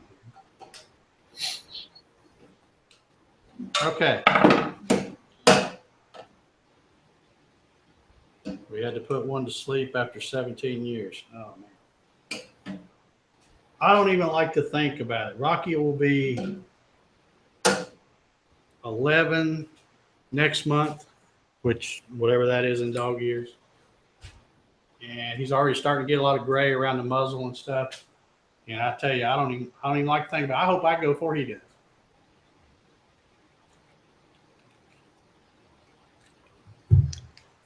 So sorry for your loss, Eric. I know that's tough. Okay, now what I'm going to do is break out my handy dandy quick clamp. Put this on here and pick a spot, hopefully where I got the holes lined up. Looks pretty good. I've actually got two clamps that I keep in here just for this kind of thing. So That's a good tip right there. I kind of just put mine on. Just yeah, I mean, I live. Rocky's not good at helping me hold stuff, so I learned to do everything myself. So I have to come up with these ways of holding stuff and all that. So now I'm not going to put these on real tight just yet. I've already cranked down on the ones holding the rail on, but as far as these right here, I'm just going to put a nut on them and kind of spin it up hand tight.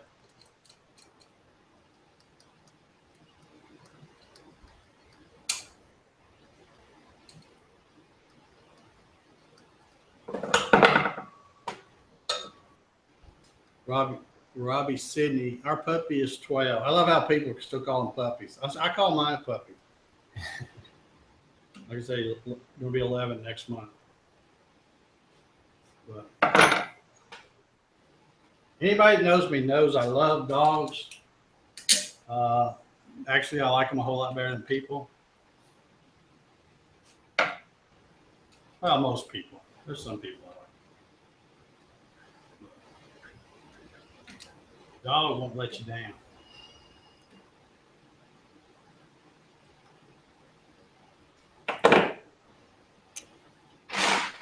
All right, I'm running out of screws over here, y'all.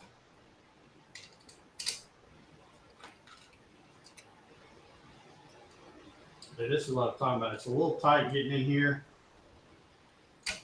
If you're one of those guys that has big monster hands, it may be a little tough. And there'll be some places where it's even tough, just plain hard to get to, no matter what size hands you got. And I'll show you some tricks I use to do those.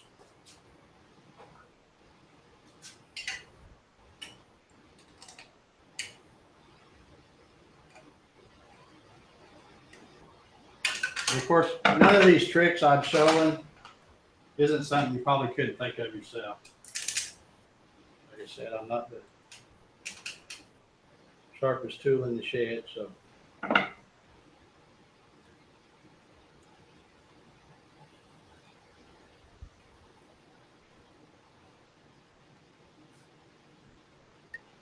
As you're putting this together, when you start, especially putting this second rail on, you can really feel how this thing is starting to get, you know, once you start boxing it in, how it just feels so much stiffer than the old ones were with just a single rail.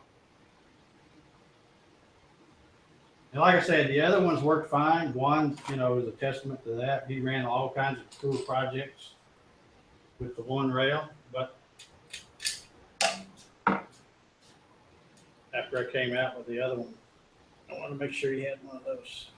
Yeah. And I'm sure it's a lot better now, isn't it? It is. It's a big improvement. Now, did you ever swap out? You were running that rigid thing or something on there, wasn't you? Did you ever put a bigger router on there or no? I have not made brackets for the big router yet. Oh, okay. Yeah, you're gonna make them work or something. Yeah. Okay. I do plan on putting.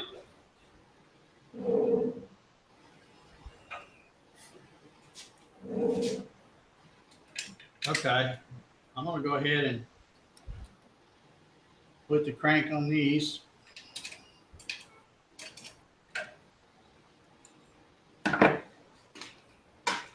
Gauzy Banjos asks if there's any squaring to do. Well, I don't know if you saw at the beginning where I squared the frame. This thing, again, when you're putting this together, let me, next. I hate when I drop one of them. I can't tell where it goes. That's why it's good to have a screwdriver that's got a little bit of a magnetic tip to it. Okay. As far as the squaring, I'm going to show you something here, and I'll bet you $1 it's going to be off a little bit, but it doesn't matter. And when I say it doesn't matter, you'll see what I mean the farther we get along with this. All right, let me get these.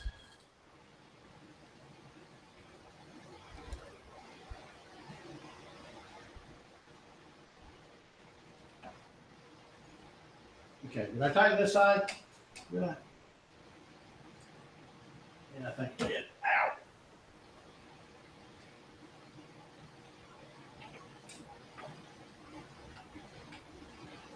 Oh, there's one. Did I even put a nut on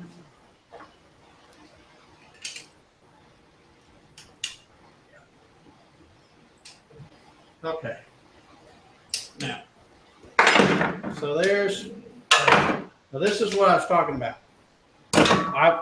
If you were here at the beginning, you saw me put a tape measure across to square the frame. But once you put these on, again, remember these are sheet metal parts. They're made within a tolerance.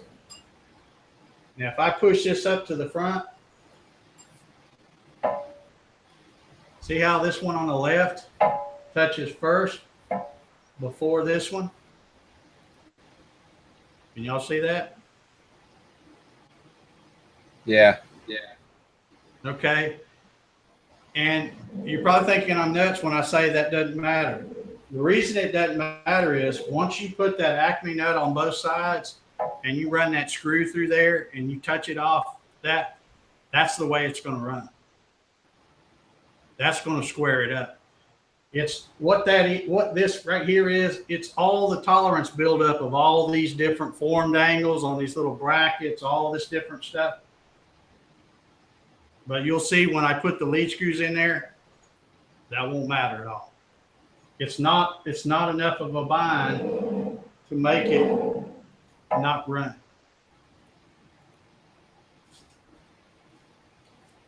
I can see people at home shaking their head now going, he's crazy. That ain't gonna work. Yeah, once you slave that motor. Yeah. They're both the same.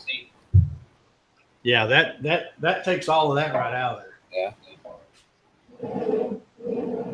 Okay, so next, let's see, what are we doing on time? A couple hours almost. I'm still doing pretty good. 49 still hanging with me. All right, what I'm going to do next is, I never did put that Acme nut on there, but I can do that later. Like I said, you can either do it before while you're doing this other stuff, or you can do it after the fact. You can still get to that part. You just have to make sure you put that bracket on first. Okay, so I'm going to take the Z plate. This is the front plate. And again, this is where you have to try to hold on to all this stuff. So I am going to take and put these top ones in. Again, I want to make sure I put a washer to space that out right there. Now here, it doesn't really matter whether you put because that's the through hole, it's not a slot. So it doesn't really matter whether you put one of those washers on it or not. The cap's not going to grab it. Okay. Let's see. Got the brass washer next to the V-groove bearing. Oops. Let's see. Put that. Making sure I put it in the right set of holes. Yep.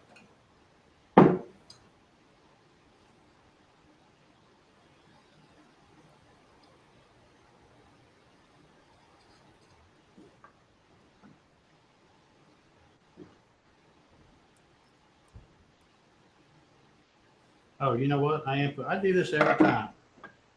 It's not the very top hole. It's this one right over here. If I had a nickel for every time I've done that, I'd have a pocket full of nickels.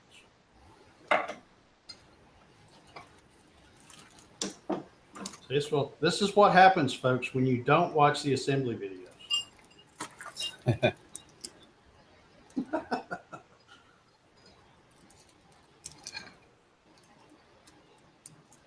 Yeah, the two holes that I put it in, these ones in the top, that is for to mount that plate. That cross plate.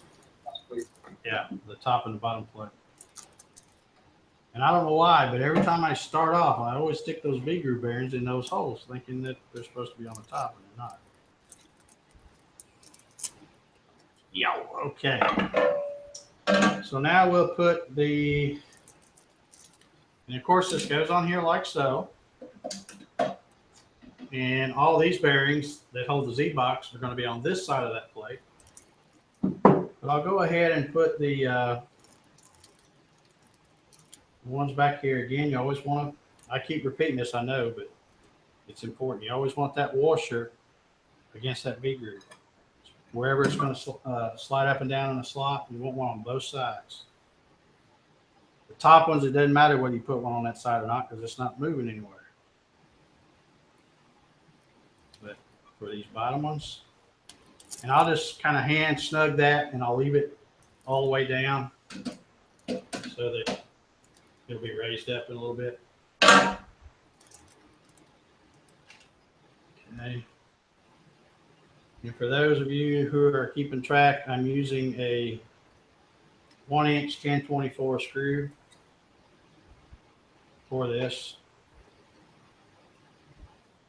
Again, bearing on both sides on the one with the slot.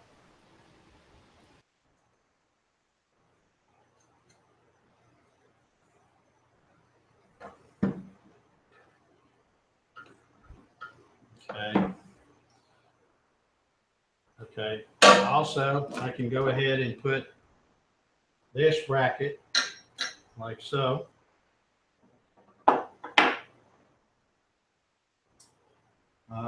I think on this one, I think I used the 3/4 for that one, if I'm not mistaken. It's not going to get in the way of the, you can see that it'll stick out a little bit. It's not going to get in the way of the acme nut. Guzzy Banjos asks, does the plate still come out square with added washers?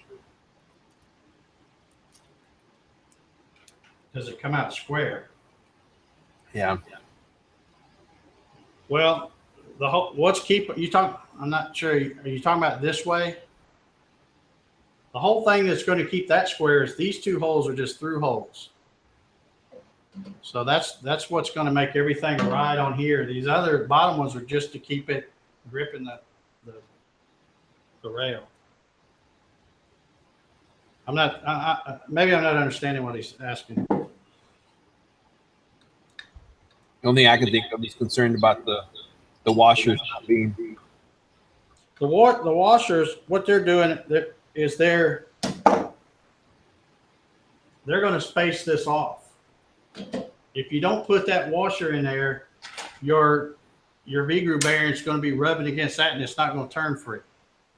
That washer hits on the inside part of this V-groove bearing, and that's what sets it off just enough to make it turn really free. See how it just, I mean, it's smooth as silk right there. Okay, now we can go.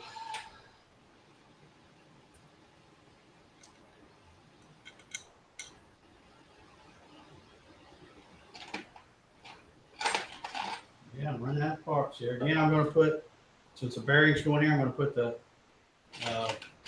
brass washer on first, and the bearing, and another washer, and that's a 3/4. You really need to use the 1 inch here, so you have some sticking out.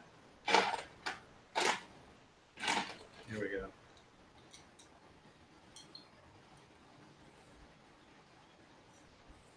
And another reason for that is,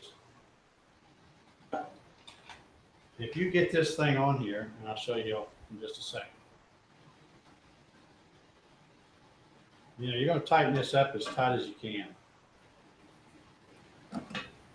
But like anything, stuff can work loose. So if you've got this setting on here like so, and this comes loose, I hope, can y'all see this V-groove bearing right here? If it comes loose, you can't get to the head of that screw back there.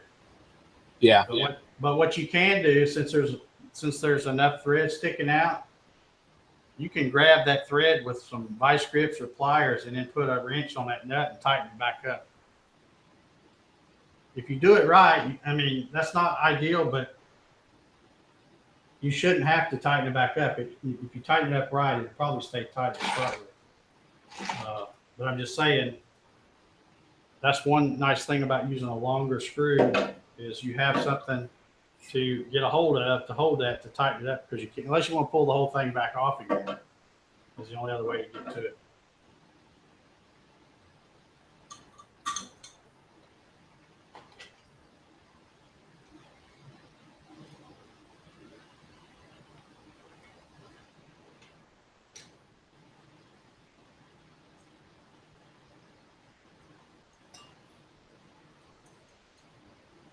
And I'll probably put a wrench on these and really crank down on those, especially on this side, because this is the through hole side, so those aren't going to move. Those are stationary. I think I have enough 1 inch. When I made this before, I may have used 3/4, but I really recommend using the 1-inch.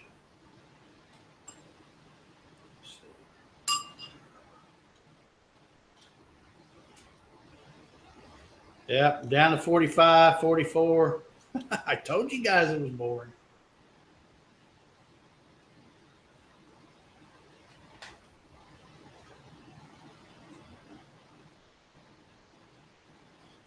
Yeah, lock nut. Yeah, if you want to use the nylon lock nuts, you could probably do that. The kept nuts, like I said, though, it has that serrated washer built in that acts like a lock washer.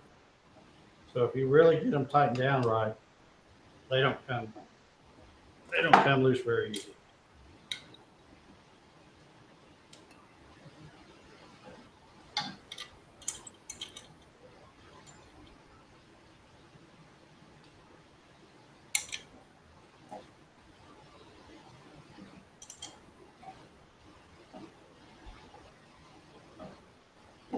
Okay, so those three are on there snug.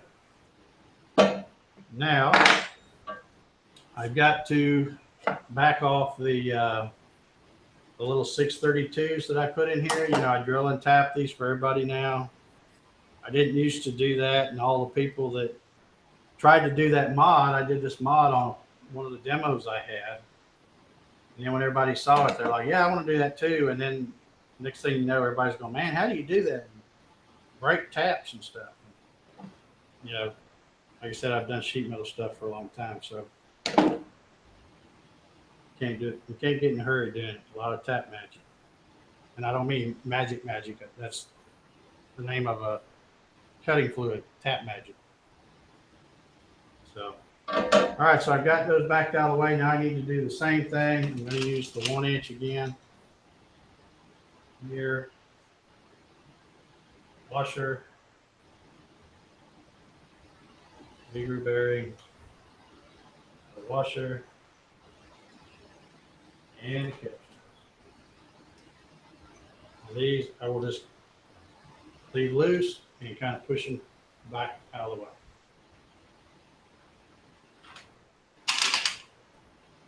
Yeah, I must have used 3/4 on these because I don't. There's not any 1-inch in there.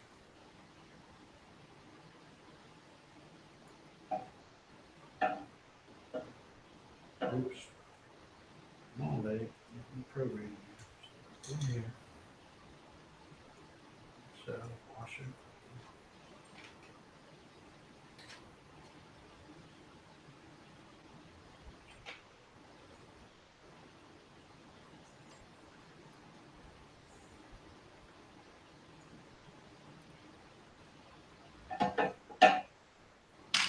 I know this has got to be really boring for you, Juan, since you've already done this. Nah, that's good. But I appreciate you, brother. I'm here.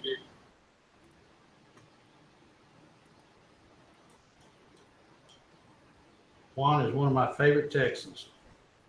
So he knows all the good barbecue places. Oh, yeah. Okay. So we've got this one ready to go. I can set it on here, and then I can, every time I hand tighten those, then I can't get them back loose. Let me come right here to this side. Since it likes to roll this way.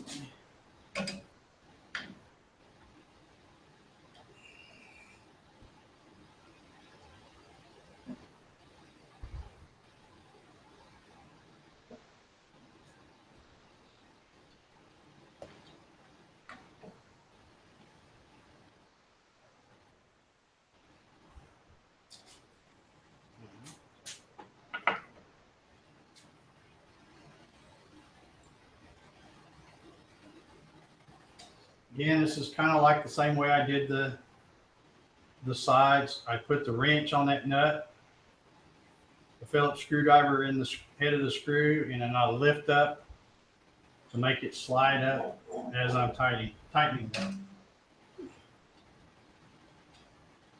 And like I said, you don't need to get crazy with it.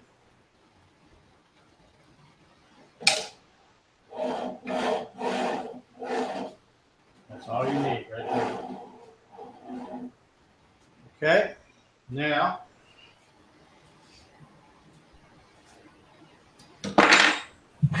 we'll do the rear plate, which is much easier because there's not much going on with it. Just V-groove bearings for the. Now, one thing I will mention, I already know from experience. Like I said, there's 26 V-groove bearings, and you're going to need at least 2 per V-groove bearing, so that would be 52. And I usually send about 60, so you have some extras. And here's why. I know from experience that I need to put 2, space this one out 2 washers instead of 1. And the only reason I know that is because I've had this put together before, and the top and bottom plates were a little bit snug. It could be that when they formed them, that dimension was a little big, but still within tolerance. But that's why I put those extra washers in there, so you can make things fit. So, crank down on that.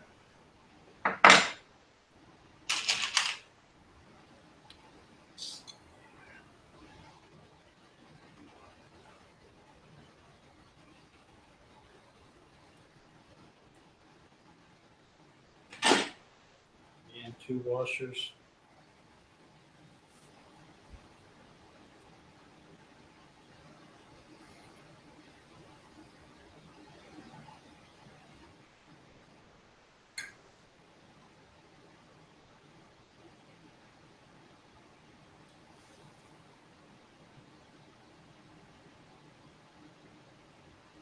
Mike Persky, how long are you in Texas for? Y'all got a, I guess I should mention the big meetup y'all got going on tomorrow. It's tomorrow, right?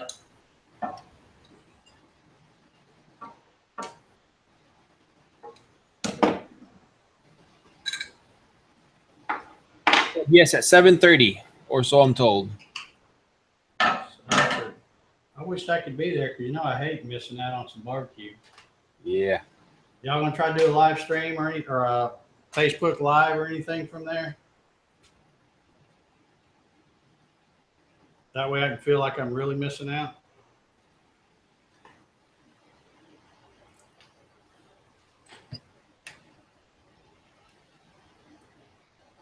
So Friday morning, he says.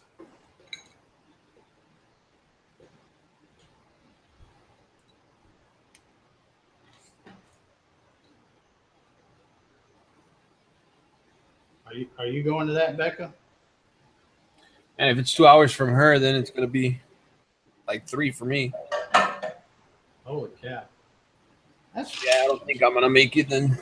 That's one of the things wrong with Texas. It's so dang big.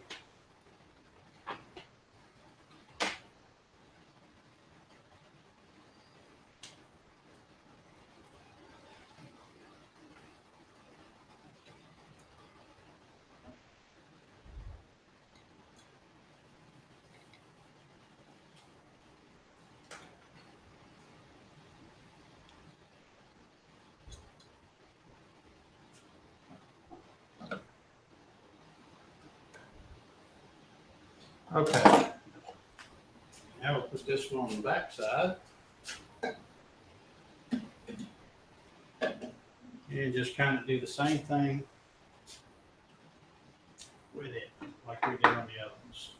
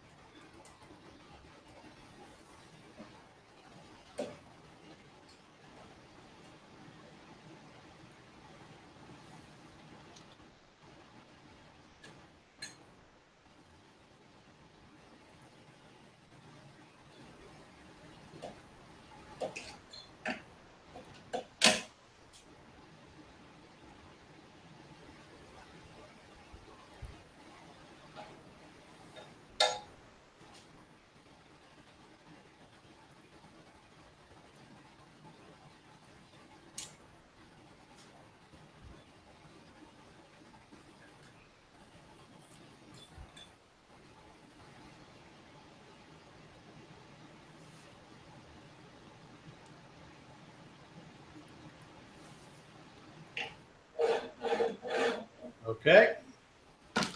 Now, like I said, I put 2 spacers in there to space that out because don't tell me it's not going to fit this time. Let's see.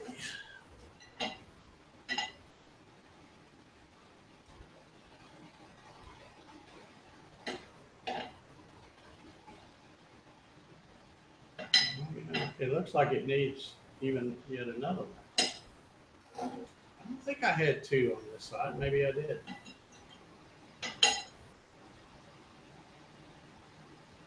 Let's see how many I got left. 1, 2.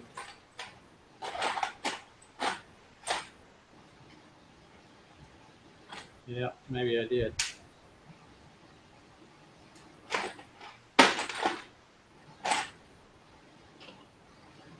I only see 3, but that probably means I lost one. All right, let's see if it's going to go onto the bottom. Now, it looks like I must have left one out here. I didn't realize I had them on there like that.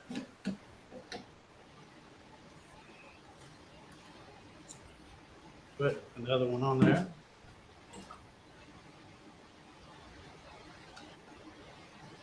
And as long as you put the same number of spacers every place, so you're spacing it out equally, you should be fine.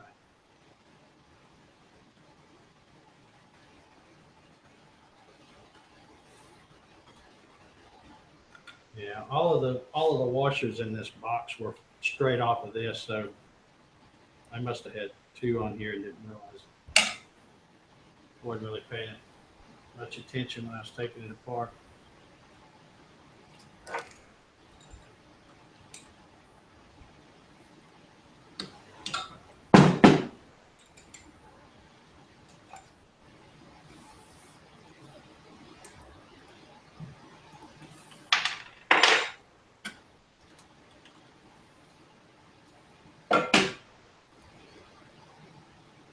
He's talking to himself. I do that all the time. Who am I live alone. Who am I going to talk to? I talk to Rocky. He's not much on conversation.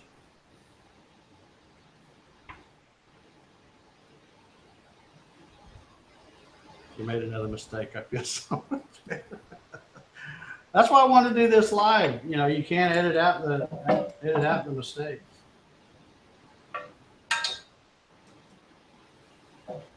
But see, what's really that shows that just how bad my memory is. I mean, it was only a few hours ago I took this thing apart, and you'd think I would have remembered that there was 2 in there. But like I said, I wasn't paying that much attention, I guess.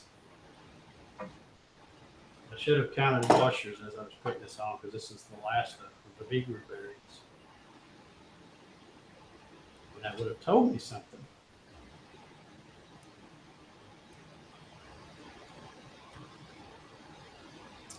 I'm glad I made you feel better, Becky. Keep watching. I'll probably make some more mistakes. We still got a ways to go. Not a whole lot, but okay, one more.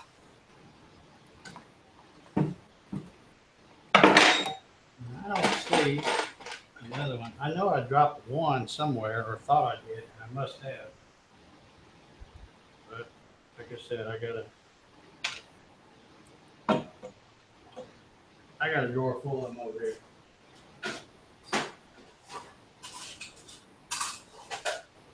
I buy these things by the thousands.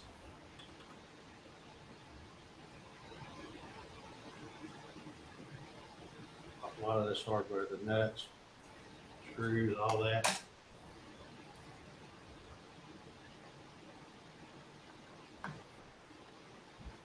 Okay, let's try this again.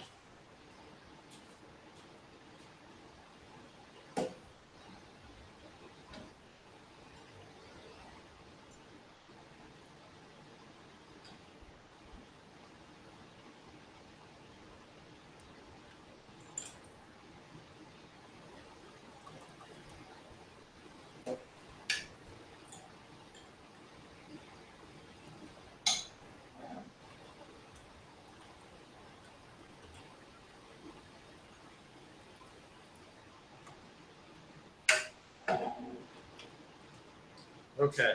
Let's see what we got here.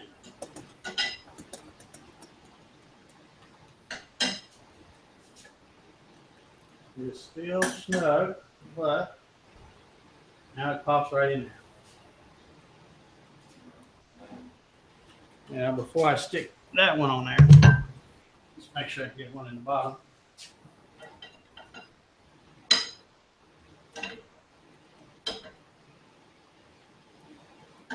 Yep. Okay, so it is a snug fit by design. And let's see, this is where I need all these 3/4 screws so you have something to get a hold of.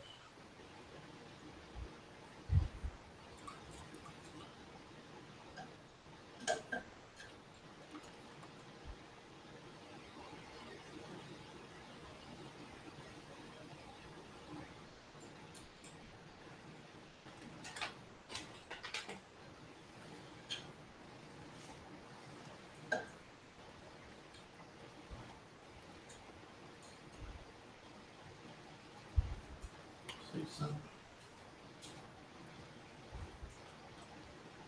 Oh, okay.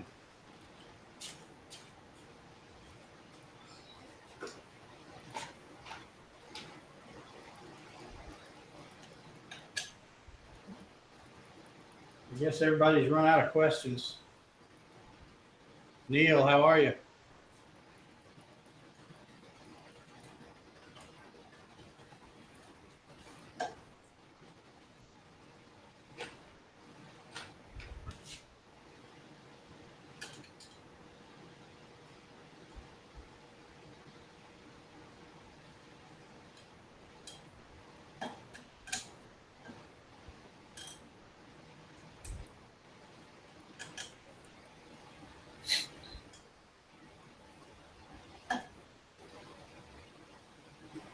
Okay.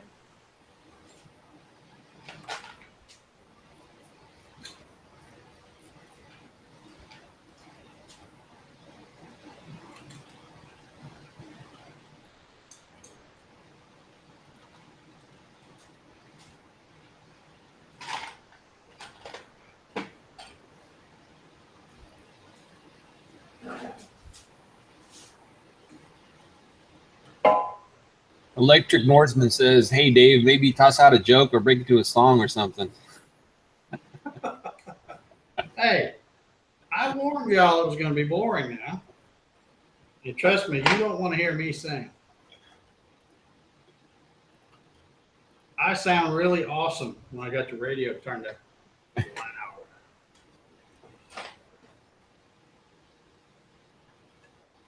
Yeah, I like I said, I knew this was going to be boring, but it's the people that are thinking about getting one of these and want to see how it goes together.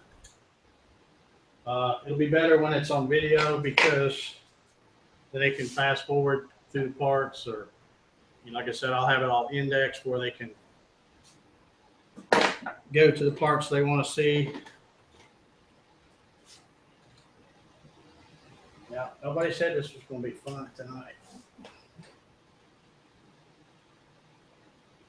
Well, what time is it? We're still doing pretty good on time, I think. 9:20 p.m. Of course. Okay, my time, your time, right? My time. Okay, so it's 10:20. 10:20. So we've been going, what, 2.5 hours? Yep. Yeah. Yeah. I'm making good time because Doing really good.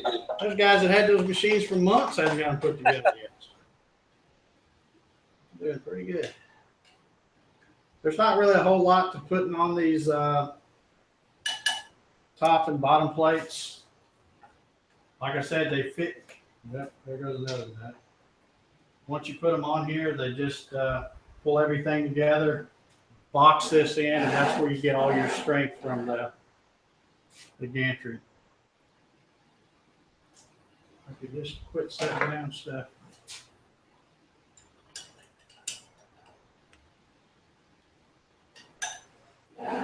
Okay, now here's where, I don't know, I may have to try to move a camera. Maybe. don't know if this is going to work or not. Because what I want to do is show you something inside here. The next piece I'm going to put on, and I really should have or could have put this on the top before I put it in there. But I want everybody to take a good look at this part. Yeah. Juan knows this. Everybody that's built one of these knows this. Pay But attention. this hole where that acme nut goes, if you look close, it's closer to this edge than it is this edge. It's not in the center of this part. So it has to go a certain way. Now, it goes with the short distance. This is the short distance towards the top. Now, other than that, the part's symmetrical. So you could put it in this way or you could put it in this way. But you can't put it in this way. Because when you do and you pull this over and you look down, see where this big hole is, where the stepper motor goes?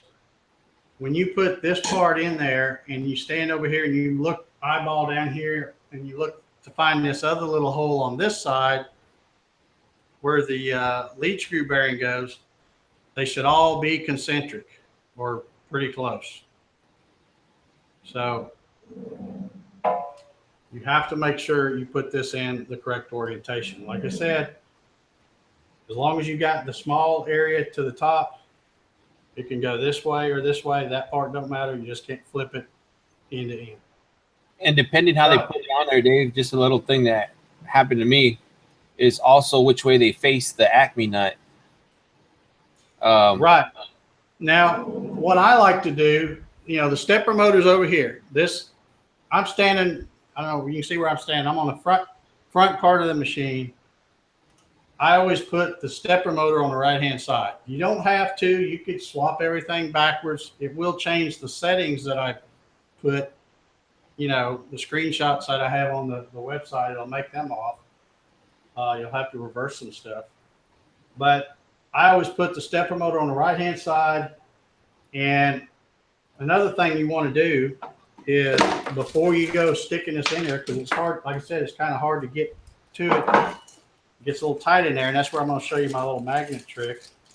You want to go ahead and put your acme, you want to go ahead and put your acme nut in there before you go to the trouble of scrunching your hands up in there and getting it. So let me find some 632 3/4.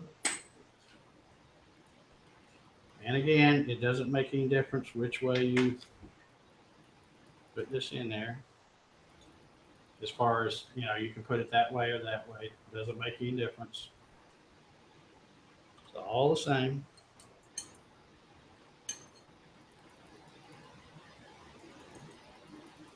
Now, you'll notice, I don't know how you did yours, Juan, but on mine, when I put the screws in, I always put the head of the screw over here by where the spring is, by that acme nut. Uh-huh. Because it just seemed like that nut would get down in there and mess with that spring. That spring, yeah. So I always put the head of the screw, and it kind of looks funky, but it works better that way to me. So stick it in this way. And again, while you've got this in your hand loose like this, this is one of those things that's a real booger to get to. So you want to make sure you go ahead and tighten that thing up good. Now this is a much smaller screw. It's a 632. This Phillips still works, but the nut size is smaller than 3/8. So okay, so I've got that on there. So I'm going to put it in here like this. My lead screw is going to go in here like this. You can get the lead screw in either way, but it's really easier this way. And also, while I'm thinking about it, you notice there's like a little dowel plug in here. These acme nuts all shipped from Dumpster CNC with that dowel plug. Leave that in there. Because if you don't, And especially if you're trying to put the lead screw in from that way, it's hard to get in. That thing is made to keep this spread out. And when you run the lead screw in there, it pushes it out the other end. So don't worry about pulling that out. Leave it in there until you get ready to put your lead screw in there, and it will pop out by itself. Okay. Now, some of the more difficult things. Like I said, I could have put this on one of these plates before I stuck it in here, but I wanted to talk about that acme net, so that's why I did it this way. And it's a little more difficult, but it can be done. Okay, now this is the problem. Like I said, I don't have big hands, but it's so tight in there that this is where it's a problem. So what I found is I take my nut, a little Kep's nut, and I have this little, this is 3/8, we call it box end wrench, I guess. And what I do is I have right here on my little tray, if I can find them,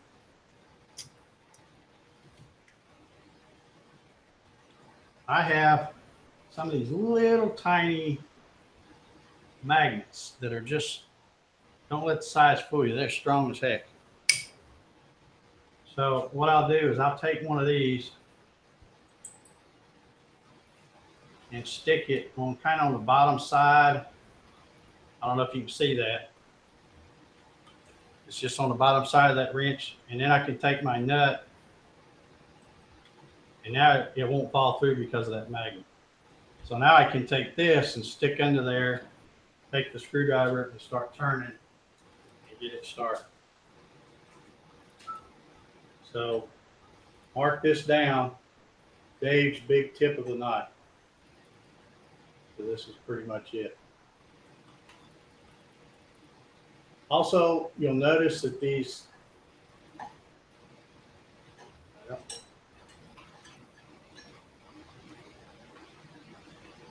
it helps if you have it lined up when you start screwing.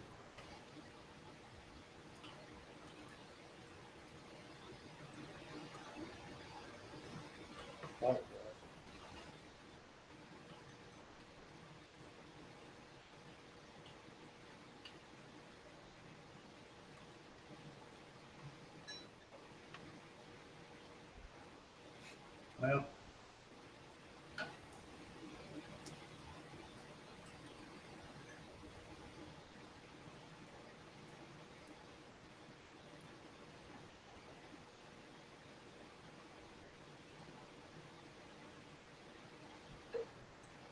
it's not even easy using a magnet.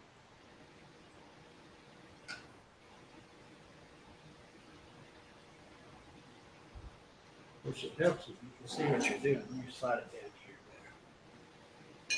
better. One of my biggest problems, well, I have a lot of problems probably, is now that I'm old and wear glasses, I found a lot of times when you're trying to do work like this, you're not looking through the right part of your glasses, so I can't see what the heck I'm doing.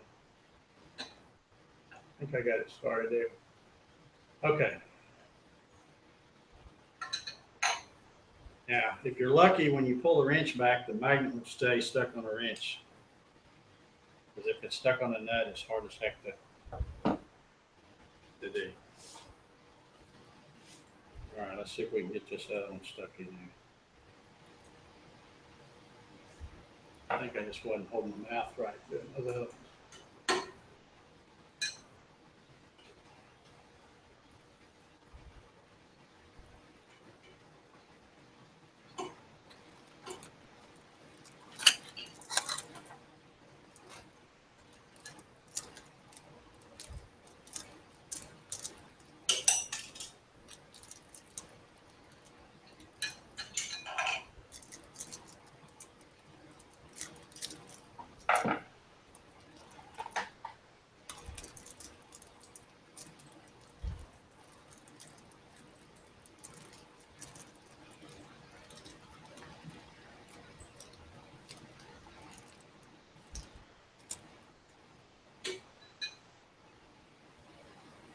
Oh, you're kind of working off camera there, Dave.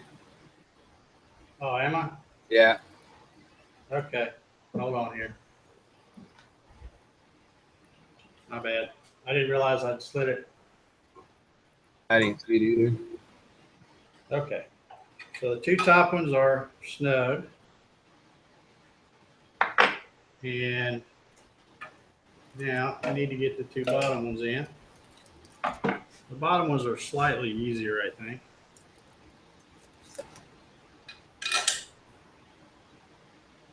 Simply because you got gravity on your favor trying to do the bottom ones instead of working against you on the top ones.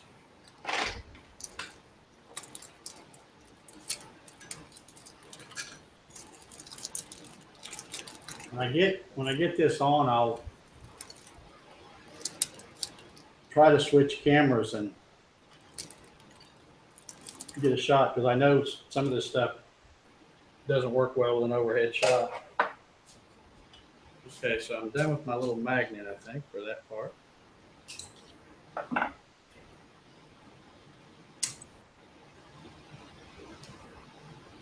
Let's see, where's the image?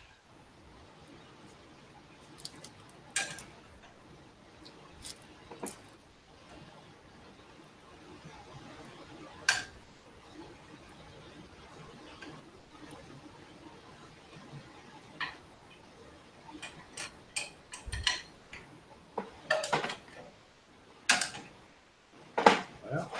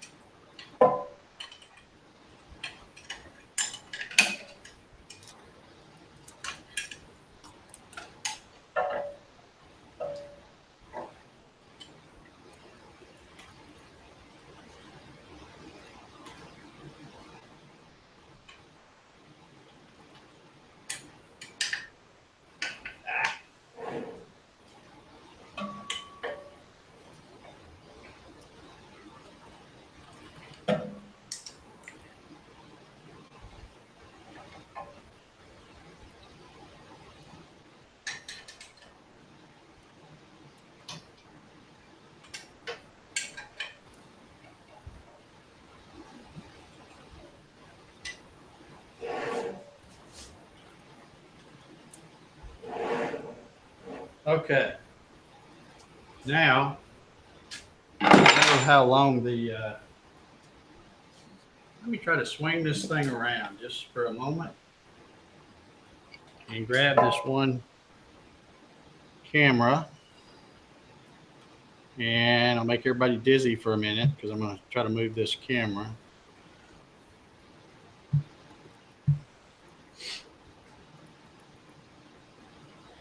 Okay. I think this thing's got a long enough cord.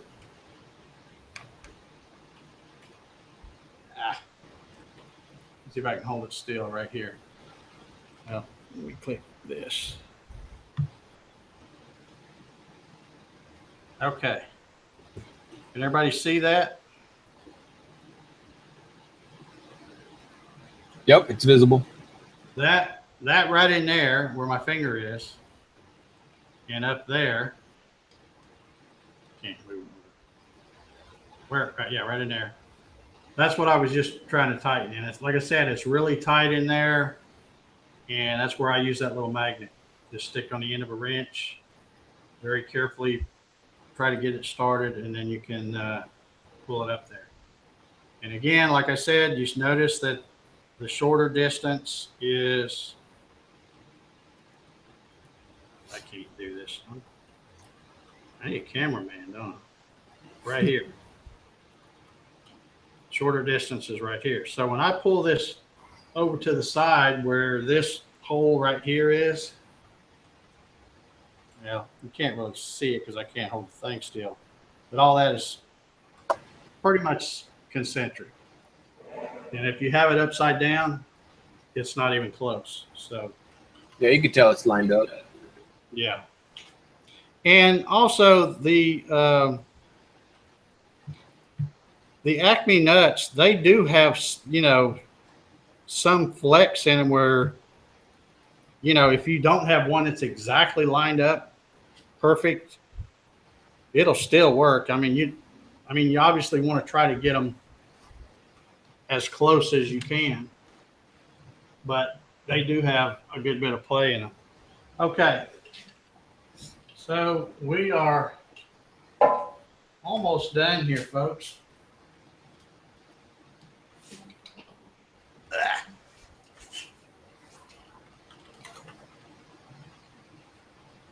I guess I got it right there. Okay. Before I forget, I'm going to put these other two Acme nuts on. I put one on that side, but I didn't put one on this side. So I'll do that real quick. And let me look and see how I put them on, you know, straight up and down. That's what I thought. Not that it matters, but just so it'll match.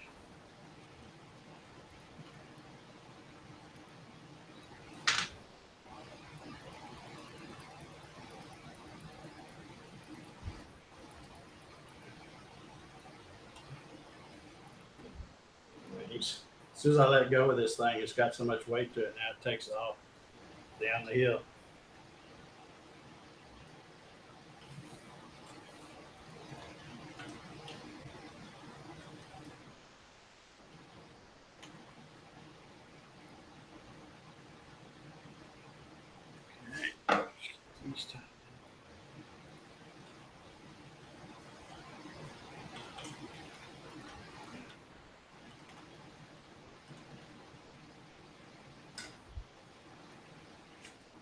Yeah, we're down to 38. I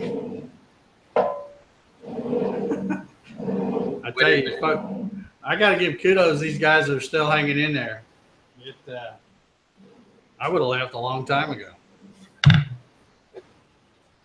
Okay, you go ahead and put this Acme nut on here, like so.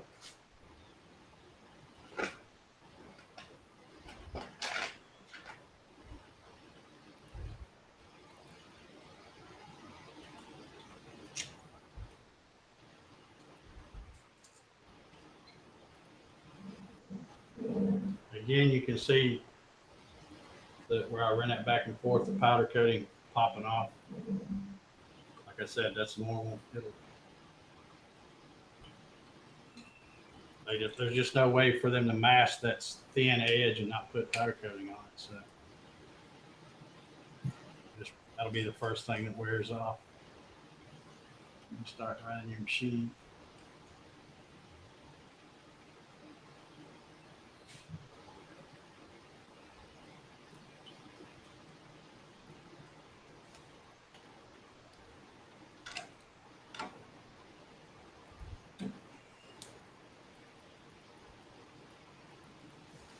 Okay, now, like I said, the Z box that you get comes just like this. If it's a package A only, if it's B, you've got the part on the bottom. I don't even run a bearing on the bottom. I mean, you can, and I supply one if you buy that part of it, but it'll run fine without it. But it's not like it's a big long lead screw anyway. Okay, here's another fun part for you guys with big hands. Trying to get these in here. And again, what I'm going to do, like I said, I send this attached, but it's a whole lot easier to get this Z-axis rail on here with the top off because you can get your hand in there. So, and by the way, this right here is the only place I use 3/8 screws. 3/8 length. They're 1024 by 3/8. So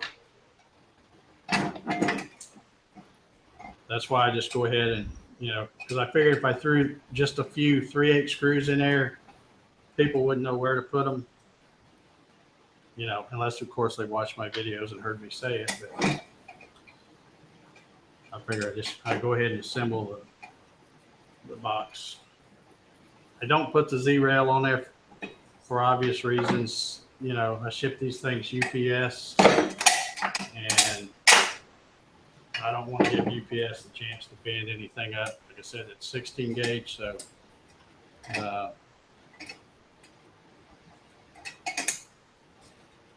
like I said, this is a little tight trying to get all these in here, but it's a necessary evil.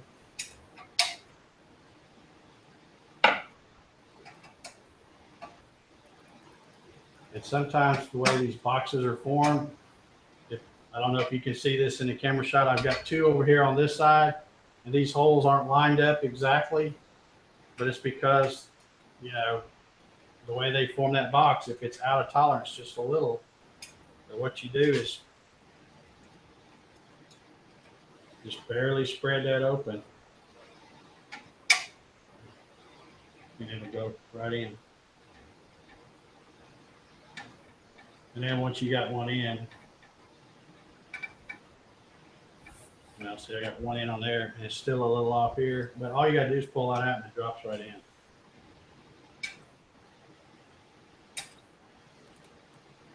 All about the tolerance.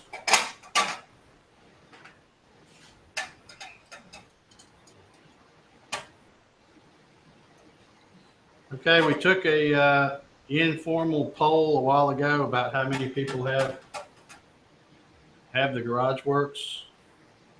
How many people want to see this thing move tonight?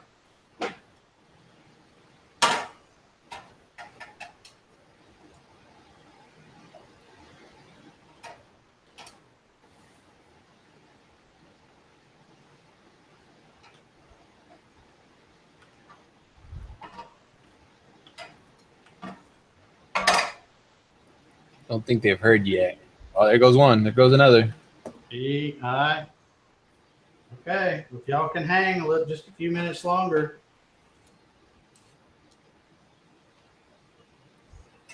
We're getting close now.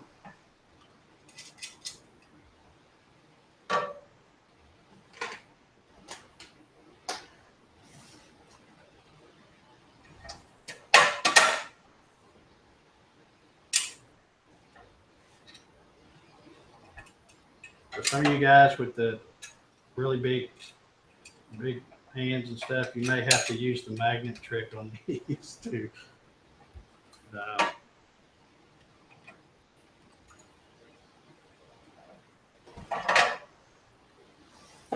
But I haven't seen anybody say it's just impossible to put together. Everybody always manages to get it together. So.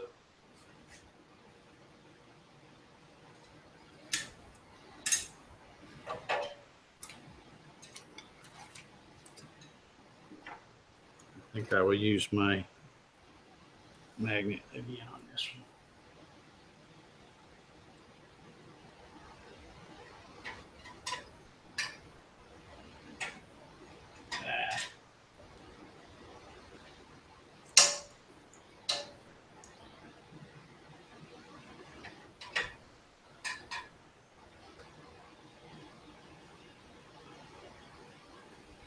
I think what the problem is, it won't fit because that wrench is too big. Maybe I can do it this way.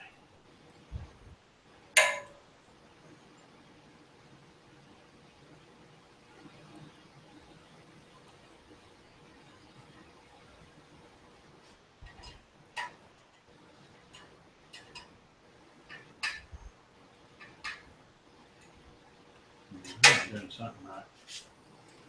Usually I can get it balanced on my finger.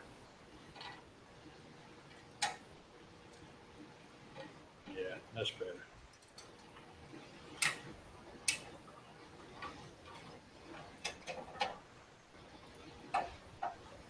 Must be hard to pick your nose. Those miss out on all the good conversations. Oh, man.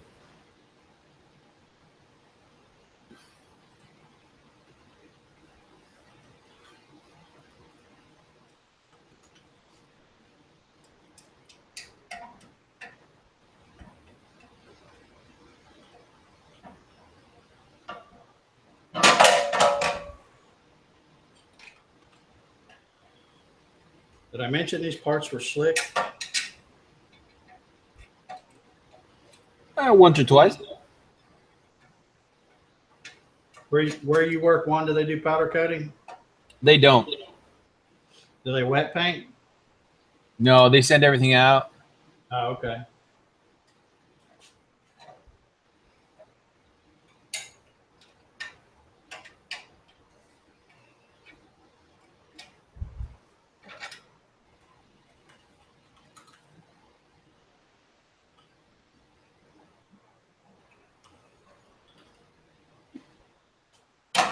Okay, let me go back through. Again, this is another part where since it's such a pain in the butt to get to, while you're doing it, don't forget to go back and really tighten them good.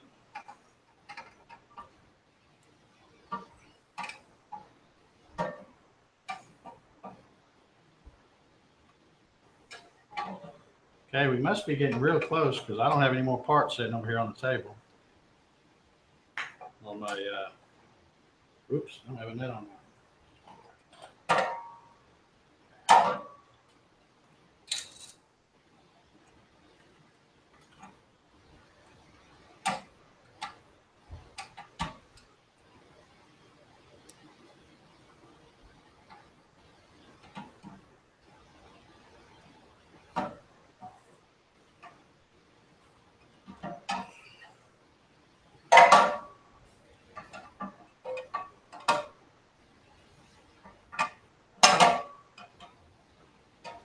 Okay, so the Z box is, or the Z rail is on. Now I can put this back on. Like I said, I just put that on there so when people get it, they know that the 3/8 length screws go right there. But I'm sure they probably have to pull it off just like I did to put that rail on there. But I don't want to ship it with that rail on there because sure enough, it would get bent up. It's all bubble wrap by itself and laying flat in a crate, sandwiched between a bunch of other parts so that you can't get.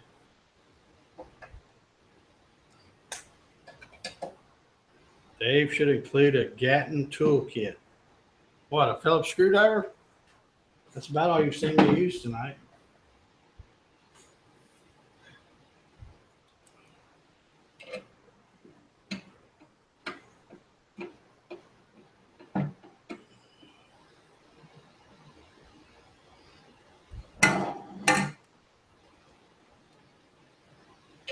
There's a reason to get a 3D printer. You can print out little tiny hands and send them with the machine. I tell you what, there's a guy over on the forum. I don't know if you've seen it, Juan, and I can't think of who it is, but somebody's got a 3D printer and they're printing out some really nice spacer blocks. Oh wow! Yeah, you know how the ones I cut are like this, the 3/4 HDPE. So there's two of them. You use two of them together. Well, they're making them where I don't know how tall they're making them, a couple inches or something, but they were pretty nice looking. Cool. Okay, so I'm all out of parts. We got to put this. I'll tell you what I'm going to do because this thing loves to get all my tools out of the way. I'm going to bring this up. Let's see. You know what? I need to move this table back. I'm going to put this clamp here so this thing will quit rolling backwards. Yeah, if I can. Yeah. Let me back this up just a hair. My cameraman's doing a crummy job here. It's okay. Now, are y'all going to be able to see this, or do you want me to switch cameras? Maybe I should switch cameras for this. For this part, what do you think? Yeah, it'd probably be better. Okay, let me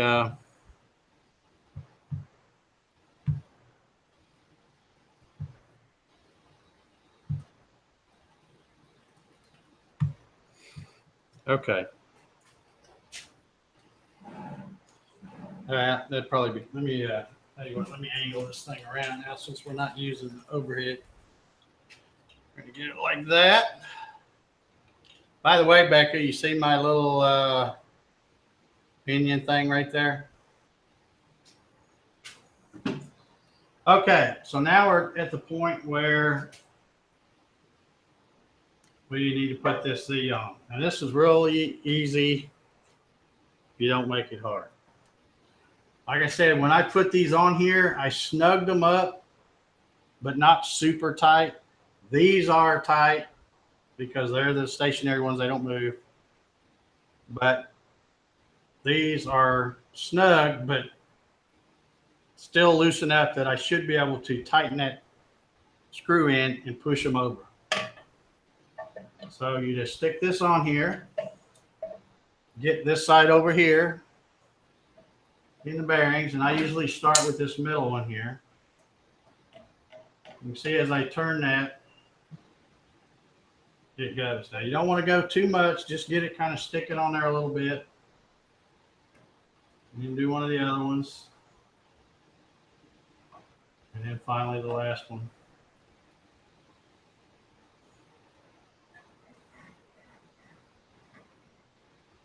And if you look, you should see all of them, all 6 of them moving, spinning. It's good. There's no play. So I'll just give them just a hair. Make sure they're snugged up. Then I want to take this nut that's on here and run it forward and use that as a jam nut so that these can't back out. And I think this is the right wrench. Yeah. And when you do that, folks, the odds of this ever coming loose are pretty slim. For you guys, Juan, I know you've got one like this. Mike Merchke, if you're still out there, have you ever had it come loose? I haven't.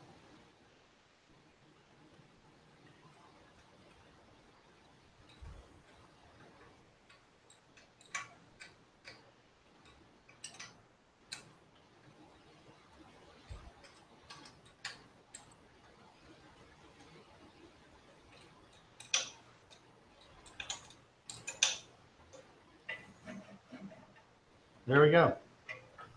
Okay. I don't know what time it is. 10:54. That's about what I estimated. I figured it would take roughly 2.5, 3 hours getting to this point. Now, I guess if y'all are going to hang with me, we'll go a few more minutes and we'll get this thing running.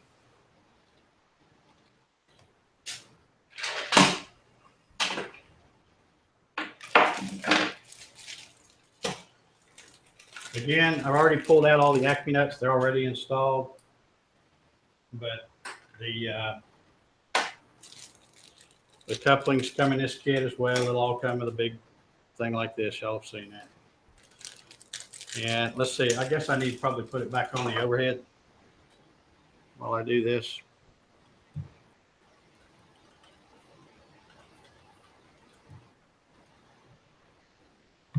And then I'll straighten this up.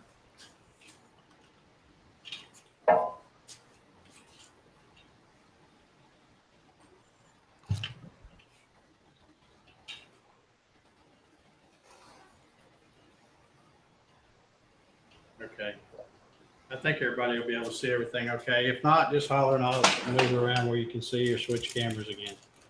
Okay, so again, if you get the package A and B from me, you get all the dumpster CNC hardware from me, the couplings, acme nuts. You get lead screws, cut size. You also get all these bearing bearing mounts and the bearings. And again, I would include one in there, although I don't run one on this one. So, and if you don't have one of these, folks, they're worth every penny. This is a 3/32 Allen wrench, and I have a bunch of them around here that are just, I don't know what I did with. Yeah, they're like this, just just a regular Allen wrench. But man, this really makes it easy. So we'll make sure you loosen this up a little bit. Again, you should be able to just take these and thread them right on, because I've already cut them and filed them and tested them and all that. Make sure they go on. I got a little test coupling that I make sure that I get them filed good before I send them to you. Gussie Banjos asks, Juan, can you please have Dave show us how to cut rod ends? I won't show that tonight. I can tell you how I do it and show you what I use. I mean, there's no, I use a DeWalt right angle grinder with a cutoff wheel in it. I can show you my fancy jig too here in a minute. But before we do that, let me go ahead and get this going. Okay, now I screwed that on there, and then you see me going back and forth on these two screws. You just snug just a little, and you get that sucker on there, it's not going to come off. Okay, while I'm at it, I'm going to go ahead and make sure the other ones are loose a little bit. You don't want to get them too loose, because move this thing around, you drop one. It's a little tiny screw. Okay, so what I'm going to do is I'm going to take this and again, I've done this a lot, so I can tell I'm right in the acme nut. You can't see down that hole, but I don't guess. Let's see what, maybe you can. I'm right in that acme nut. And as I turn, remember I left that little wooden dowel in that acme nut? You'll hear it. There it is. It just dropped out. It's in my hand. So now I'm all the way through the acme nut, and I can just turn this real easily by hand. Okay. Now, let me try to prop this where the darn thing keeps rolling back. All right. So now let me grab a stepper motor. Again, when you get your kit, if you buy a kit from Xylotex, whatever, the Xylotex stepper motors come just like this. You'll get 4 of them. They're 425 ounce. They got a 1/4 inch shaft on both sides, which is kind of handy if you want to put a knob on this side. When Dave says, folks, I know I say that a lot, don't I? I get you drunk, Gary. But anyway, when you get these, like I said, it's a color-coded kit, but the stepper motors are all the same. So there's no color coding on here. It doesn't matter which one you grab. Just grab one, stick it on there like that, and this will screw on down. And in your package of hardware from me, you should have 4 2-inch long screws that are 10/24. I can tell, it looks like I must have taken some 2.5 and cut these off, because they're all different ones. But anyway, I got them right here. I must not have had any when I was doing that. 10/24, 2-inch long. And you want to make sure there's also some 2.5 in there, but you don't want to use the 2.5 here. They go over here where the x-axis is. You don't, this top on here, these 4 holes that mount the stepper motor, those are tapped holes, so there's no nut. Obviously, you'd be cussing me for sure trying to get a nut on there, something like that. So those holes are tapped. So that's why these screws have to be short. So I can take my spacer blocks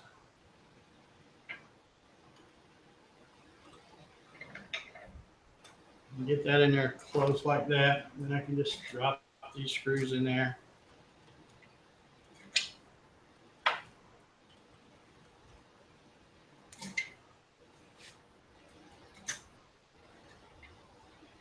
Okay, like I said, these holes, it's powerful right there. These holes are tapped, so you just gotta find one of them, get it started. There goes one. Now let me get this back corner.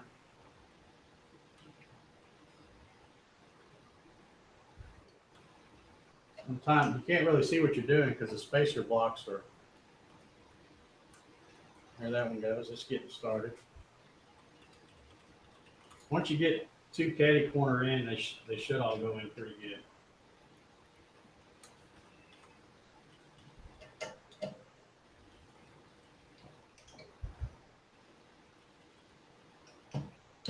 Now I'll go ahead, like I said, if you're going to hang around a little bit, I'll go ahead and we'll fire this one up. But when I do another one of these, I'll probably go over this part because I had some folks ask me about how to connect the wiring and all that. It's, with a Xylotex kit, it's a piece of cake, really.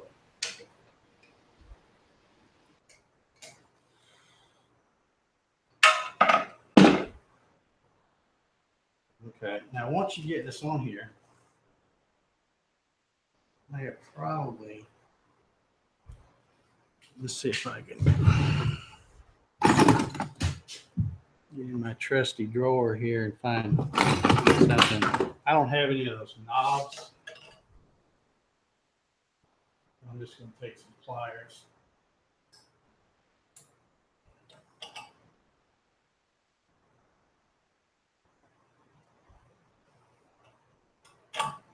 Try to turn this a little bit, get it loosened up.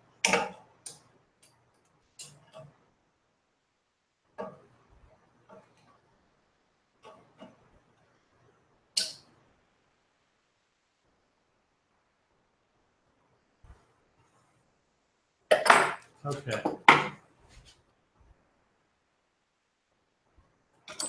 It's not.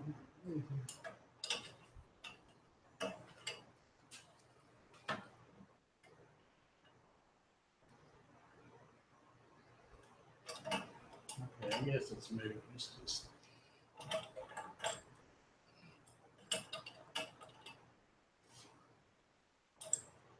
Oh, I know why it's not doing it. It's because I haven't tightened these, which, by the way, is one of the easiest things to forget.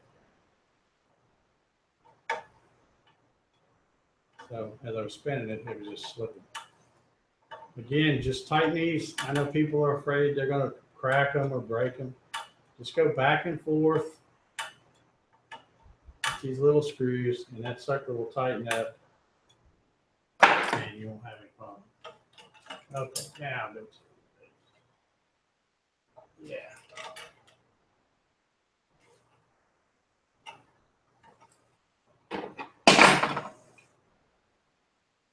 Okay. Yep, we're looking good there. Okay, now I'm going to put these, again, if you buy a package, package A and B, you get these bearing mounts and stuff. I put the screws in here so you can see which side they go on. You want to mount these. These bearings are just pressed in here, and they're pretty hard to get in. I have to use the clamp to press them in there. But after this thing runs a little bit, it can, excuse me, water time. It may make that bearing pop out. So what you want to do is put the bearing against the frame like this, with this part facing out. That way the bearing can't pop out. Let me get a shot of water. Water and food. I just want to say, folks, again, So everybody has to take a drink.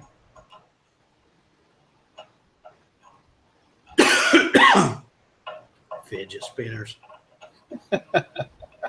Those are the dumbest things. How many times are you saying folks today, Dave? Or How many how many times? times I said folks? I'm gonna keep saying it, folks. I think Mike's feeling it.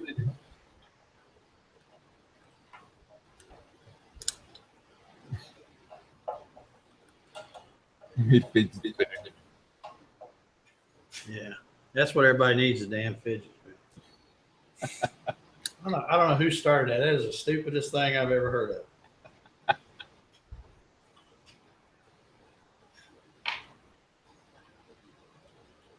You know, especially here lately, I've been trying to be more of a team player when it comes to those challenges, doing the challenge. There's no way I was going to make a fidget spinner.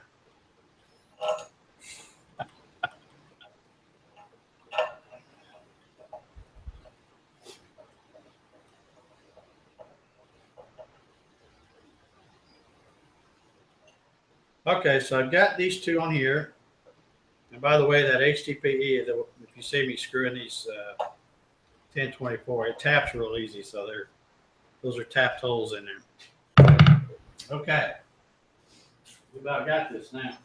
All right, so I'm going to grab the two Y-axis lead screws.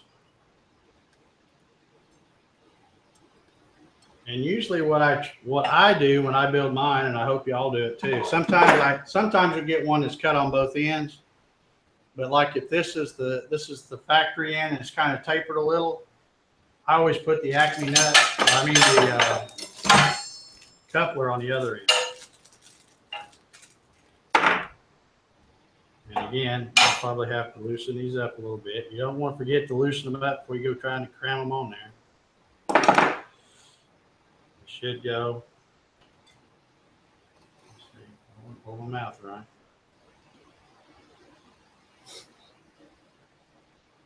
Well, I'm not holding my mouth right. I still got them too snug.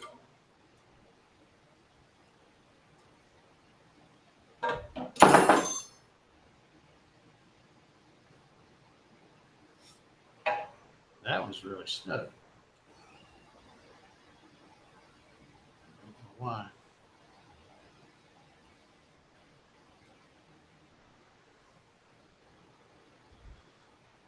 Oh, I bet I do know why too. Let me grab my file. Okay, Eric or whoever it was that wanted to see this.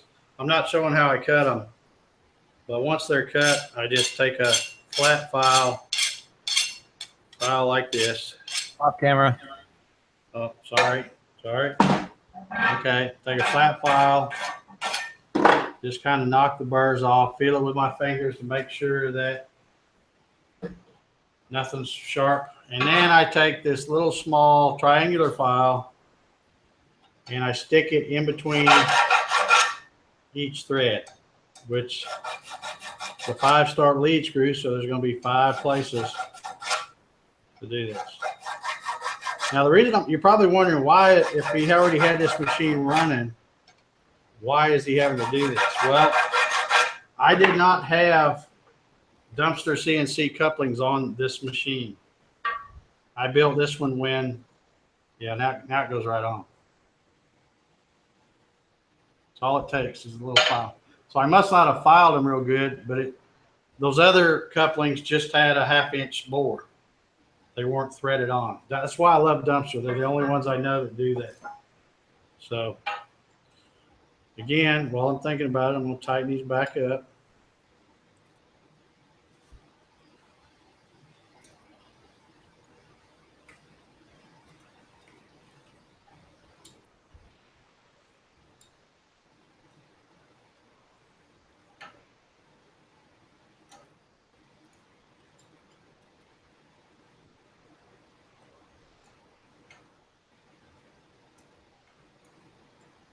I was reading Hobby's comment about the washing machine bearing.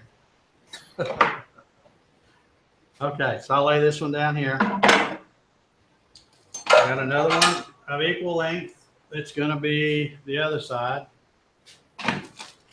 I'll pull it. It's cupping out to make sure it's loosened up a little. Hopefully I won't have to file that one.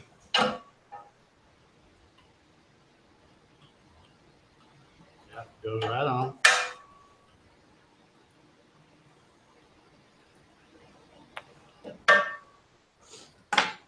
Tighten this back up.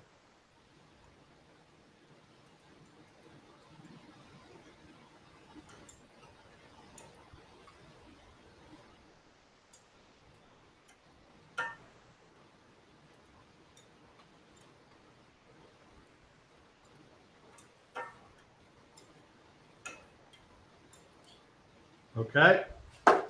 Now we're ready to slide these in.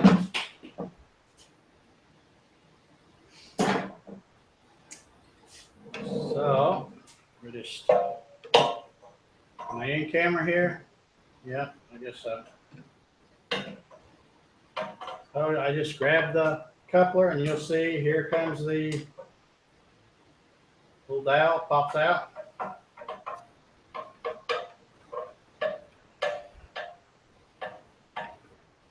And when these are brand new, especially when the Acme nuts are brand new, they're a little stiff. So it does take a little bit to put them in there. Now move to this side. Stick it in there. And you'll see the little dowel pop out.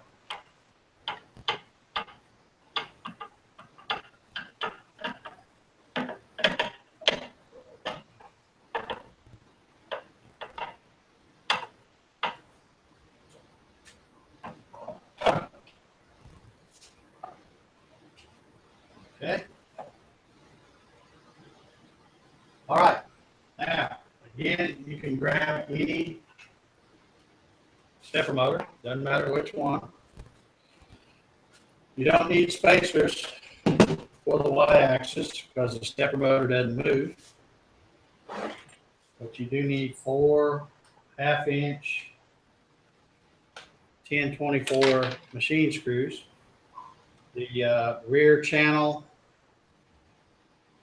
is tapped, so you don't have to put a nut on. So, and it doesn't really matter which way you run your wire. Let's see, I'm probably out of, no, I guess I'm in shot. I can't see good. You know, I always, on the back here on the back, I always point the wires going down. You don't have to, but I bet you I'm going to have to loosen up that. Dave? Yes. Seems I missed a question here. Raymond Dixon had asked, do you thread it? Do you thread it all the way in, or leave a gap in the space? In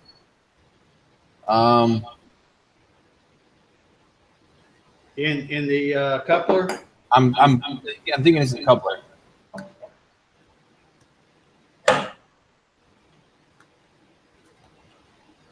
I run it pretty much as far as it'll go in, because it's only it's only going to go about halfway.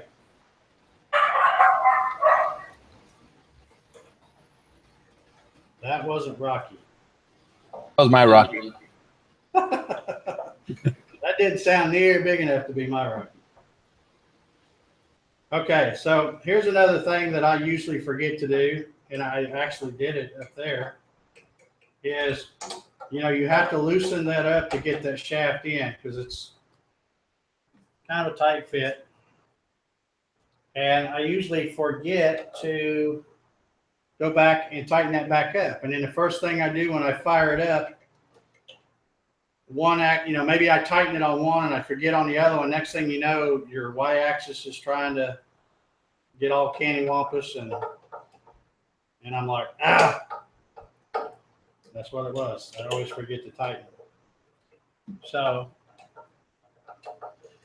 since I'm on live TV here or whatever, live YouTube, I will tighten these back up.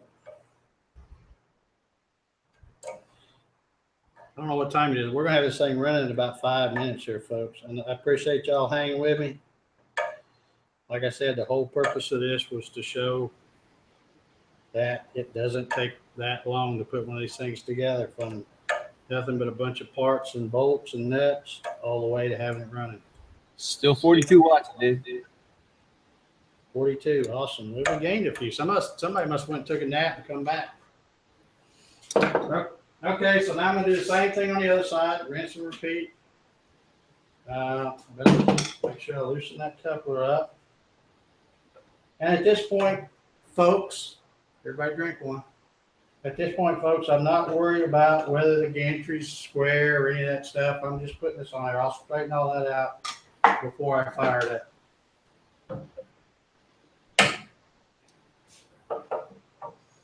And, you know, I talk about Xylotex a lot, you know, and that's what I'm using here is a Xylotex kit. And if you're one of those electronic guys that wants to make your own control box or whatever, that's fine. Just know that these are designed for NEMA 23 or 24s. You can't buy, I was talking to somebody the other day, and he was talking about NEMA 34s, and I'm like, no, you can't use NEMA 34s. Not on this. I guess you could if you made some kind of an adapter plate or something, but you know, the channel itself is made for, yeah, that must have been another screw. No, here's some. It's made for NEMA 23.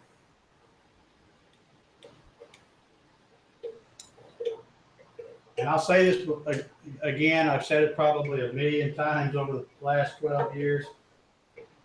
When I buy a Xylotex kit, good old Dave pays the same thing everybody else does. I don't get a break. I don't get a kickback or anything like that. I just, when I know something is good and it works, that's why I talk about it. That's why I use it. Okay, now that I've got that stepper motor, I better do like I just said, tighten this back up before I forget.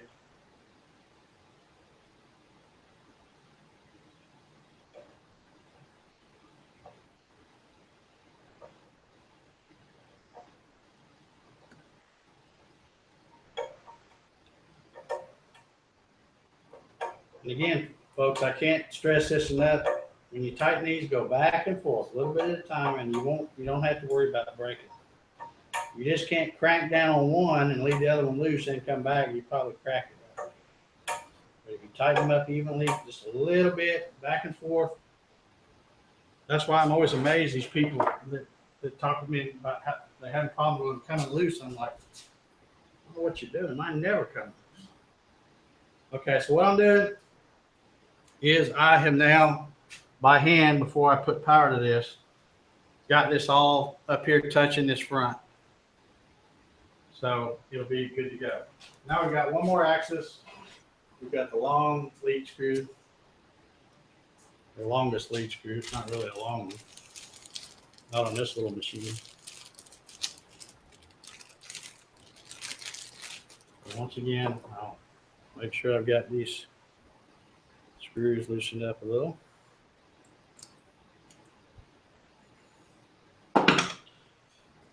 Another informal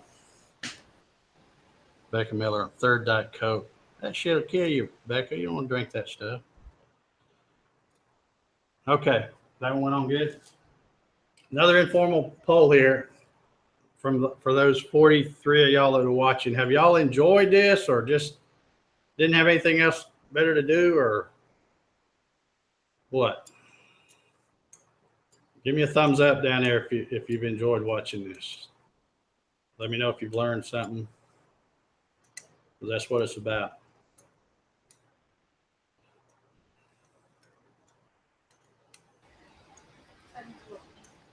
I already seen Jesse put on there that it was things he'd seen that you did differently, that he was going to go back and change. I did something differently than him. Okay, again, let's see. Well, this, I don't know whether you need I'll see this or not. I'm just sticking this in like I did on the y-axis. There, I just heard the Little wooden dowel fell out in there somewhere. Here it is, in here. And I haven't put this on here yet either. This keep moving stuff. This here goes right back here. And again, you want to put the bearing facing the metal so that the bearing won't pop out on you.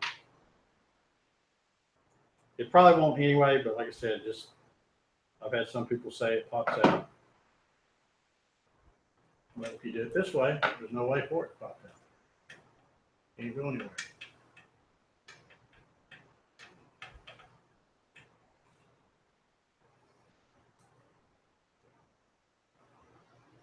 Well, I hope, like I said, I really appreciate all y'all that have hung with me for this long thing. I told you ahead of time it was going to be boring, but I appreciate y'all sticking it out. And I hope y'all have got, able to take something away from this. This will be much better once I go through and all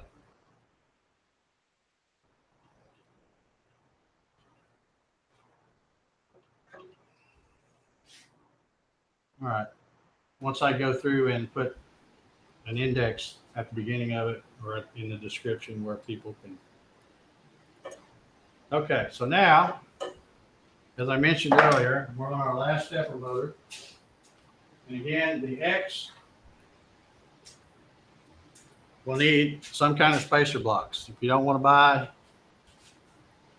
mine, that's fine, but you're going to need some, because you're not going to be able to get to this coupler without them. And this is another thing, you just about have to take these screws and stick them through here to hold all this together. I guess I keep thinking I'm just probably doing half the stuff off the camera. Nobody says it. All right.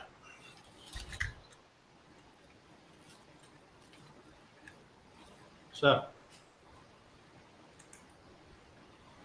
another thing you want to do is when you're doing this, get a nut in your hand, because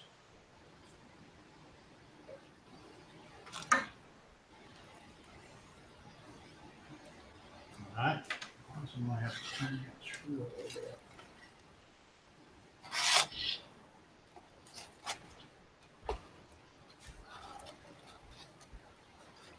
This is kind of a bear to get all four of these screws to line up at the same time. It can be done, but it's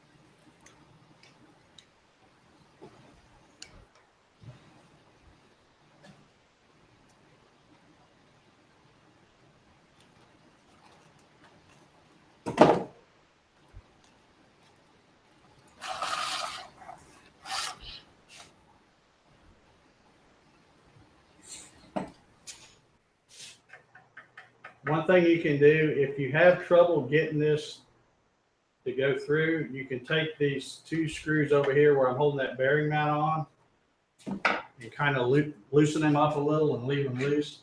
There. See, now it slides right in. Right there. And there goes my screwdriver again. I must have had it when I tightened those up. I must have had it in just a slight bind. And then I just have to go back and tighten back up after I get this connected.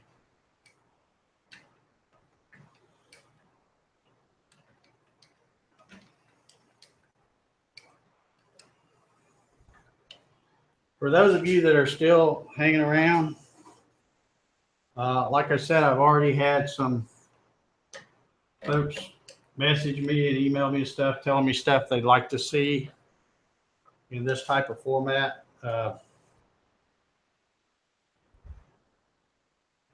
If you got something, and it doesn't have to be a GarageWorX, it can be a Gatton CNC, or it could be something about software, Mach 3, whatever. Let me know some kind of way with message, Facebook message, email, whatever. Put it in the forum, whatever. And we will try to do this. Like I said, these things that I'm doing like this tonight are not going to be on a regular schedule. I'll just do one when I get around to it. I'll announce it a couple of days ahead of time. This is what happened. So y'all were taking a guess on how many extra parts. You should have took a guess on how many short I would be. I drop them and then they roll.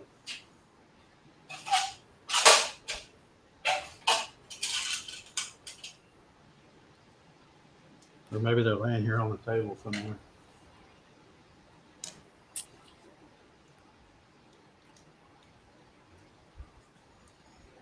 I'm almost done getting this one tightened up. When we get this done, we'll plug the motor up, or I mean the controller up, jog this one around a little bit, and then we'll call it a night. Jim Hester, yes. What I'm going to do is I'll watch this tomorrow and take note of all the time, like write down the time of the video when I'm doing this or when I'm doing that, and put an index, because this is going to be a long, we're over 3 hours or something now, I think.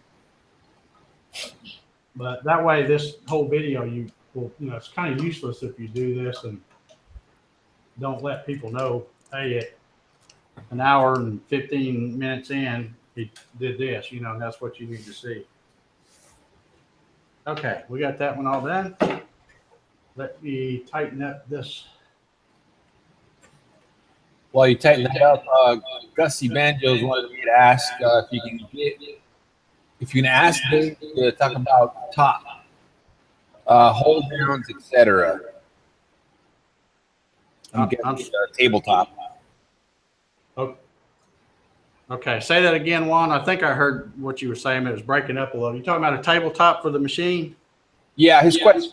Well, the way you put it was, when can you get Dave to talk about top, hold downs, etc.? Okay, I've got, like I said, I didn't know how far we get.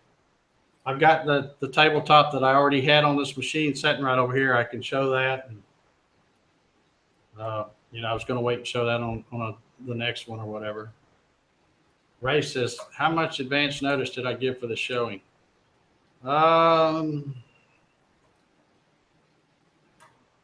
did I post? Monday, I think. I mean, I'm not, it won't be like before where, it's a regular show on a Saturday night and all that. There won't be any of that. It's not going to be on a schedule. It's Wednesday now. It may be Friday next week or week after that or whatever. I'm not going to commit to any kind of schedule. Just when I got stuff that people want to see and I've got enough to make it worth coming out and setting all this contraption up, then we'll do it. I'll probably do another one pretty soon just because, I've got more things that people are already asking for: the drag chains, limit switches, homing switches, how to wire the machine up, now the table, stuff like that. So probably be doing another one pretty soon. All right, let's fire this bad boy up. Okay, again, if you bought a Xylotex kit, it will look something like this when you pull it out of the box. This is what I'm talking about when I say color coded and pretty much idiot proof. You've got the cables are already connected inside. This is one of the newer boxes too. Let me hold it up like this. It's got the two parallel ports in the back, but the four cables are already in there. And this is what I'm talking about, folks, when I say you can't get any easier than that. It's all color coded. Red is your X, green is your Z, blue is your A, which will be one of these two, and yellow is the Y, which will be one of these two. When you connect these up, it doesn't make any difference. I'm going to set this over here. You don't really need to see that, I guess. But it don't want, when you're connecting up these for the Y axis and you're going to slave the A, it really doesn't make any difference whether you put the blue over here or the blue over there. Makes no difference at all. These plugs, these little Molex connectors,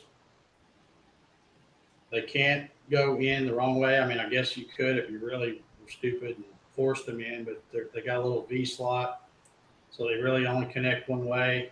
So when you look at them, the black should be in line with the other black, red to red, so on and so forth. Okay, so I've got the blue, which is the A axis, I'm going to put there. The yellow, which is the Y axis, I'll put over here. Again, doesn't make any difference. The Z is the green, which get a hold of here. And for right now, I'm just going to leave these wires hanging around. We're not going to be doing any fancy wire management tonight. And of course, the red goes all the way over here.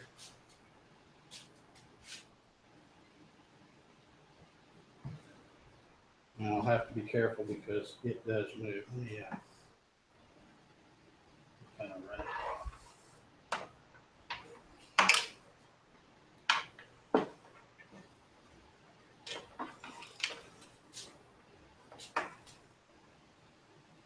Okay. So we're all connected up. We're ready to go. We need to put the AC power cord into the box. Again, that can only go one way. For this particular machine, I use because normally when I'm out here running this one, I'm using my laptop. So I have a UC100, and this goes to the USB on the laptop, which I'm not going to use the laptop tonight. I'm going to use my desktop over there that I run all the other machines with.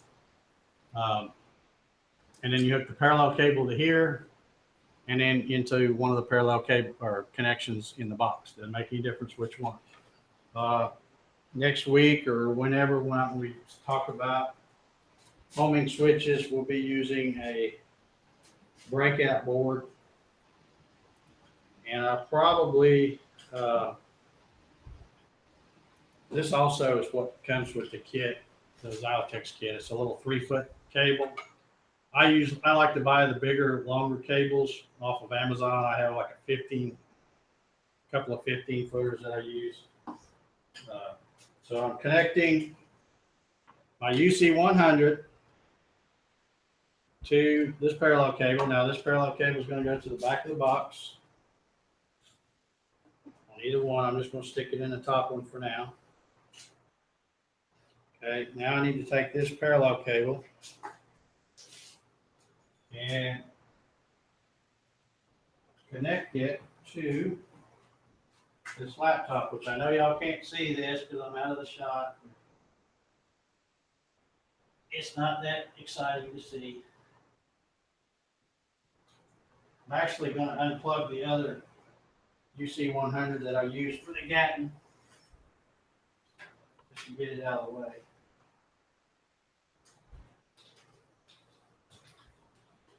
All right, so let's plug this up.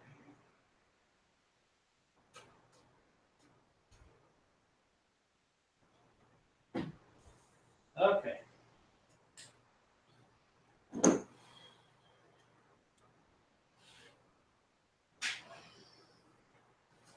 I'm booting up the computer. Like I said, I know you can't see it. It's this desktop that I use back here, but I'll bring the my little handheld pendant around front so you can see what I'm doing here.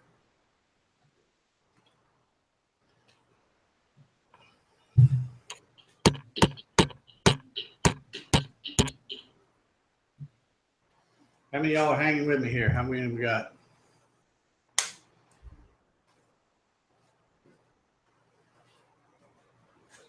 $40 watching. 40 watching. Okay.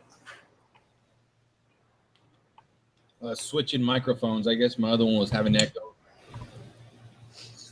Okay, I guess I better find myself a power cord. Connect this to.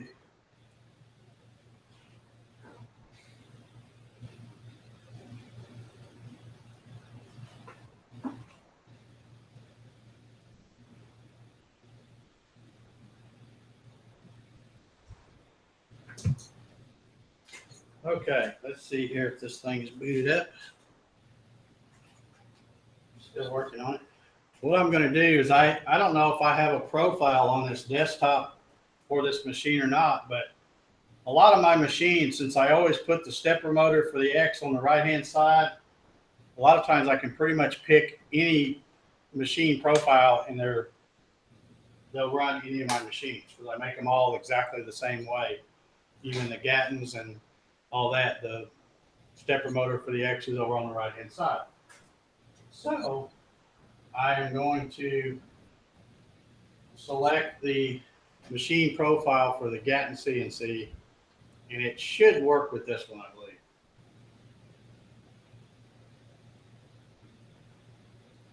And then next week, whenever I do the next one, we'll show how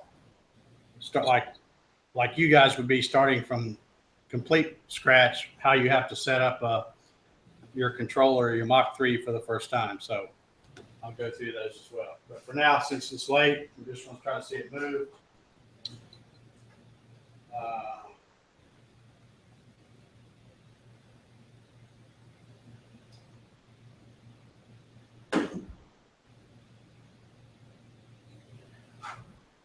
Okay, I don't normally run this UC 100 on this desktop, so it's asking me for a firmware update. That only takes a second. It's already done.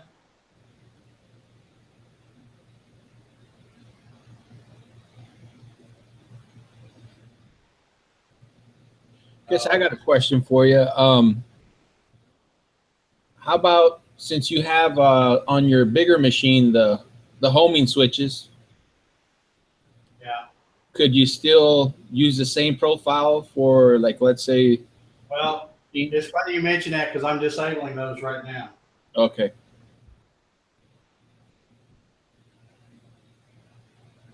I was wondering if it would spit out a G28 and want it to. Yeah, I think I'm going to have to, there's something else I got to change too. Oh, yeah, I'm going to have to disable some stuff to get it to work with this one, but it's not a big deal.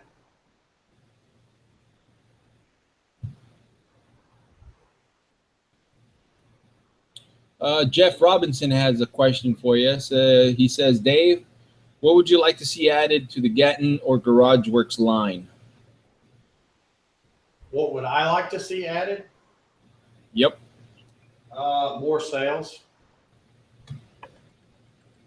No, I'm just kidding. I don't know. I mean, hey, sounds good to me. It's it all depends on what people want. That's what I try to do is give them what they want. Right. I disabled all the settings that I forgot about the Gatton having the homing switches and all that stuff. So let me power this thing up. Bring this thing,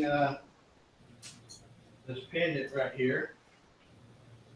I think, what do you know? The wire's wrapped up here.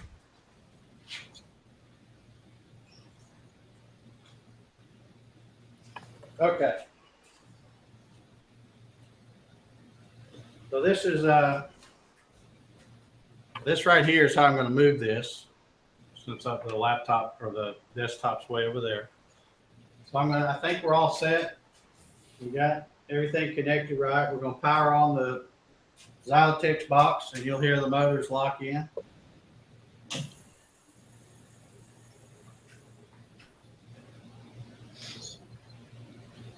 Okay, now what I usually do is start with something simple on this pendant. I'm going to move the x-axis because I got room to go either way. So let's see what we get here.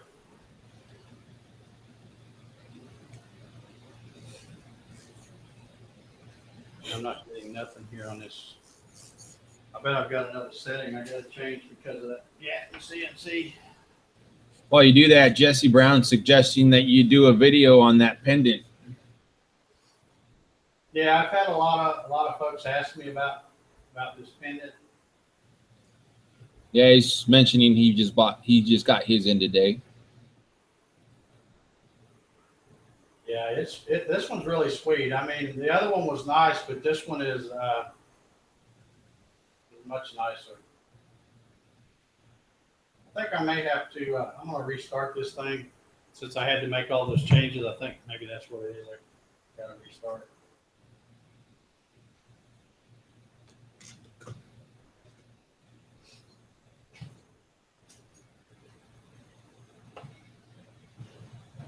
I wasn't sure I'd get this far. That's why I should have went ahead and had this set up where it would be ready to run with this desktop. Because I always run this little machine with the laptop.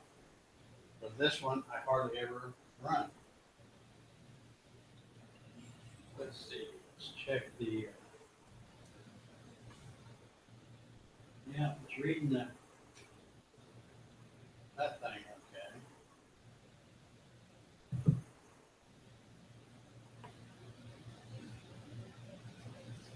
All right.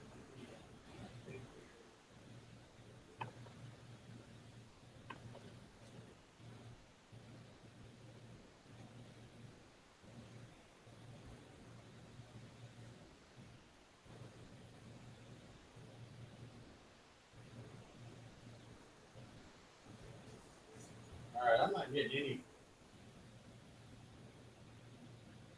any kind of movement out of here. I must not have something connected right on this desktop. I guess.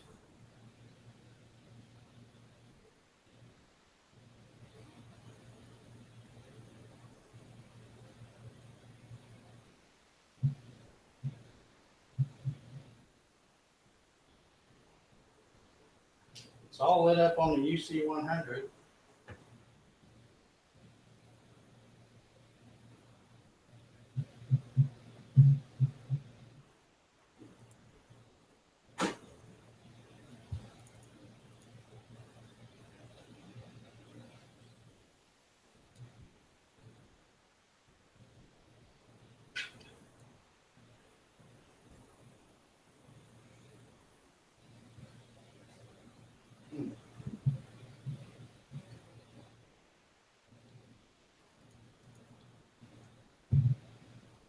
Yeah, it's not liking that thing.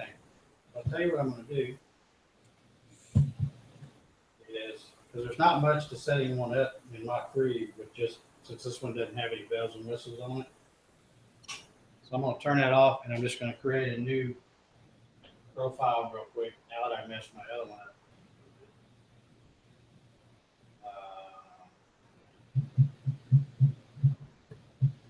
Let's start with a fresh one.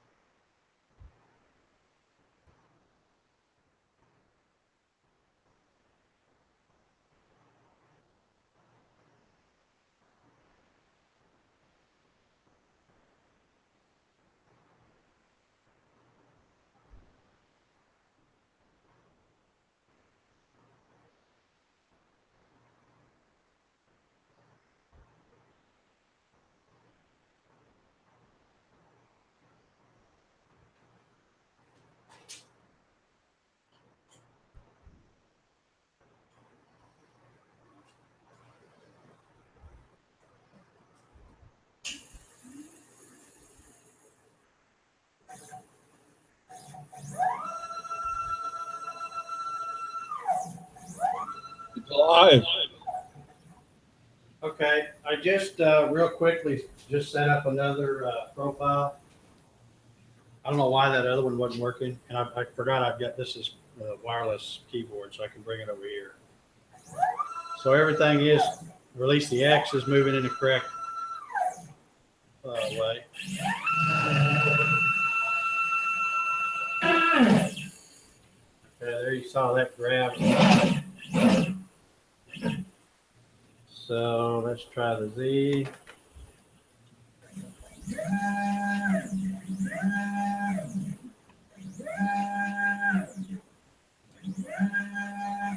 Okay, so what I'm going to do is, we saw this side over here grab a little bit on the Y. So what I'm going to do is, again, loosen up these bearing mounts just a little bit. Make sure there's not, I'll even loosen up this side too, just for giggles. And then I want to make sure, see how far off I am. And not really off that far.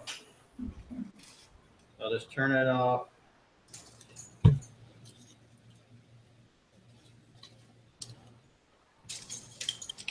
Set them exactly the same.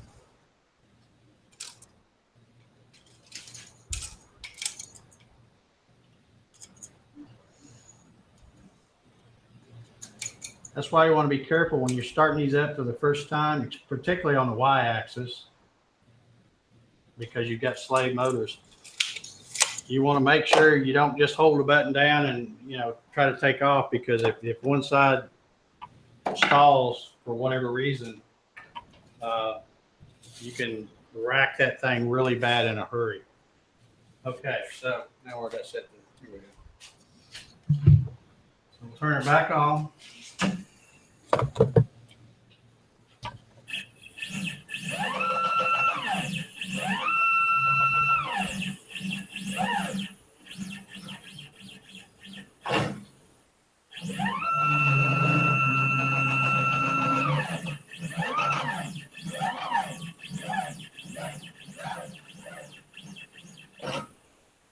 Okay, so there.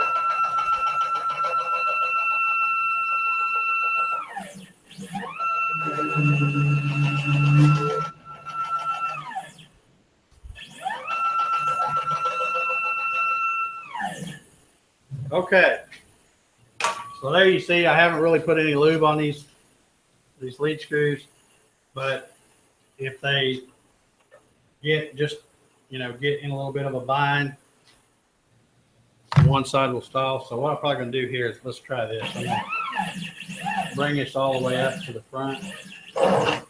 Now that it's up here at the front, I'll tighten these back up.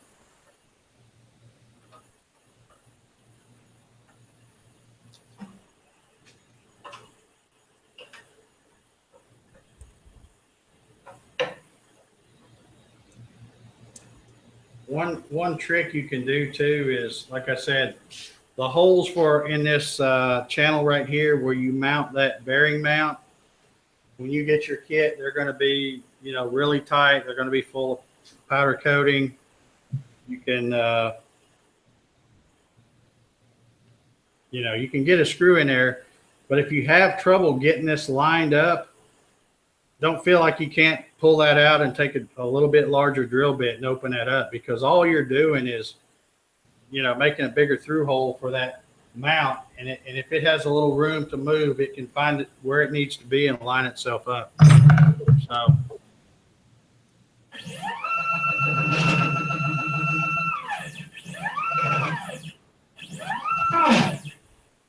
Okay, there caught just a little bit.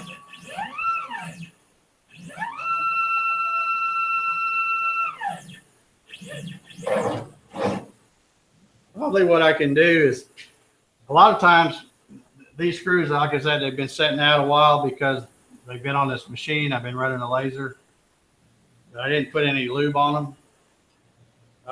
And a lot of times I don't like to put lube on them just because, you know, it makes the dust stick to them and stuff.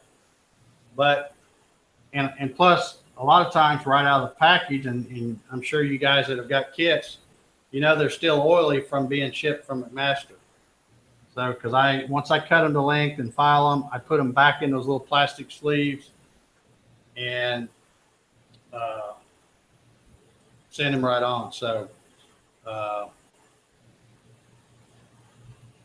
they're still greasy. These have been sitting around. They're pretty dried out. So I could probably put just a little dab of white lithium grease or WD or whatever on them.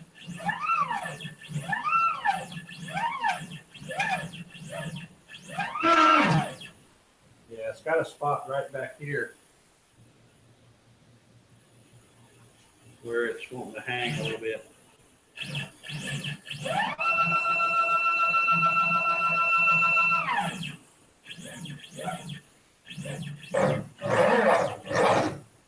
The nice thing about a good steel frame is, and I've talked about those other couplings and acme nuts that I just don't like as well as the dumpster CNC.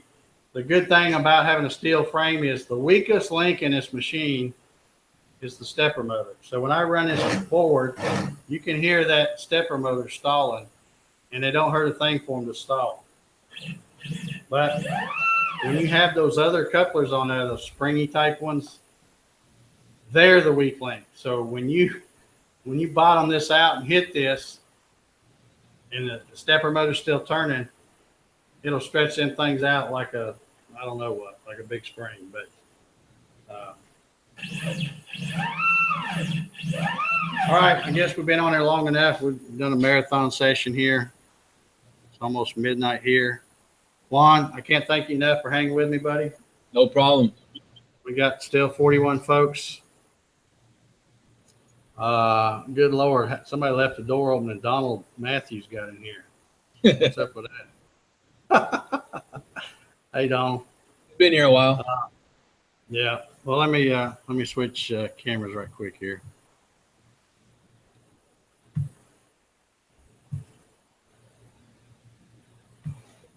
Okay. All right. Like I said, I want to thank everybody we've had a pretty good crowd considering this is one of those marathon shows. But thank y'all so much for watching. I hope somebody got something out of this. Like I said, it'll take me a little while. Don't get up first thing in the morning and think you're going to find the index on this video, because it's 3 hours. It's going to take me that long to watch it and make notes about the time and stuff.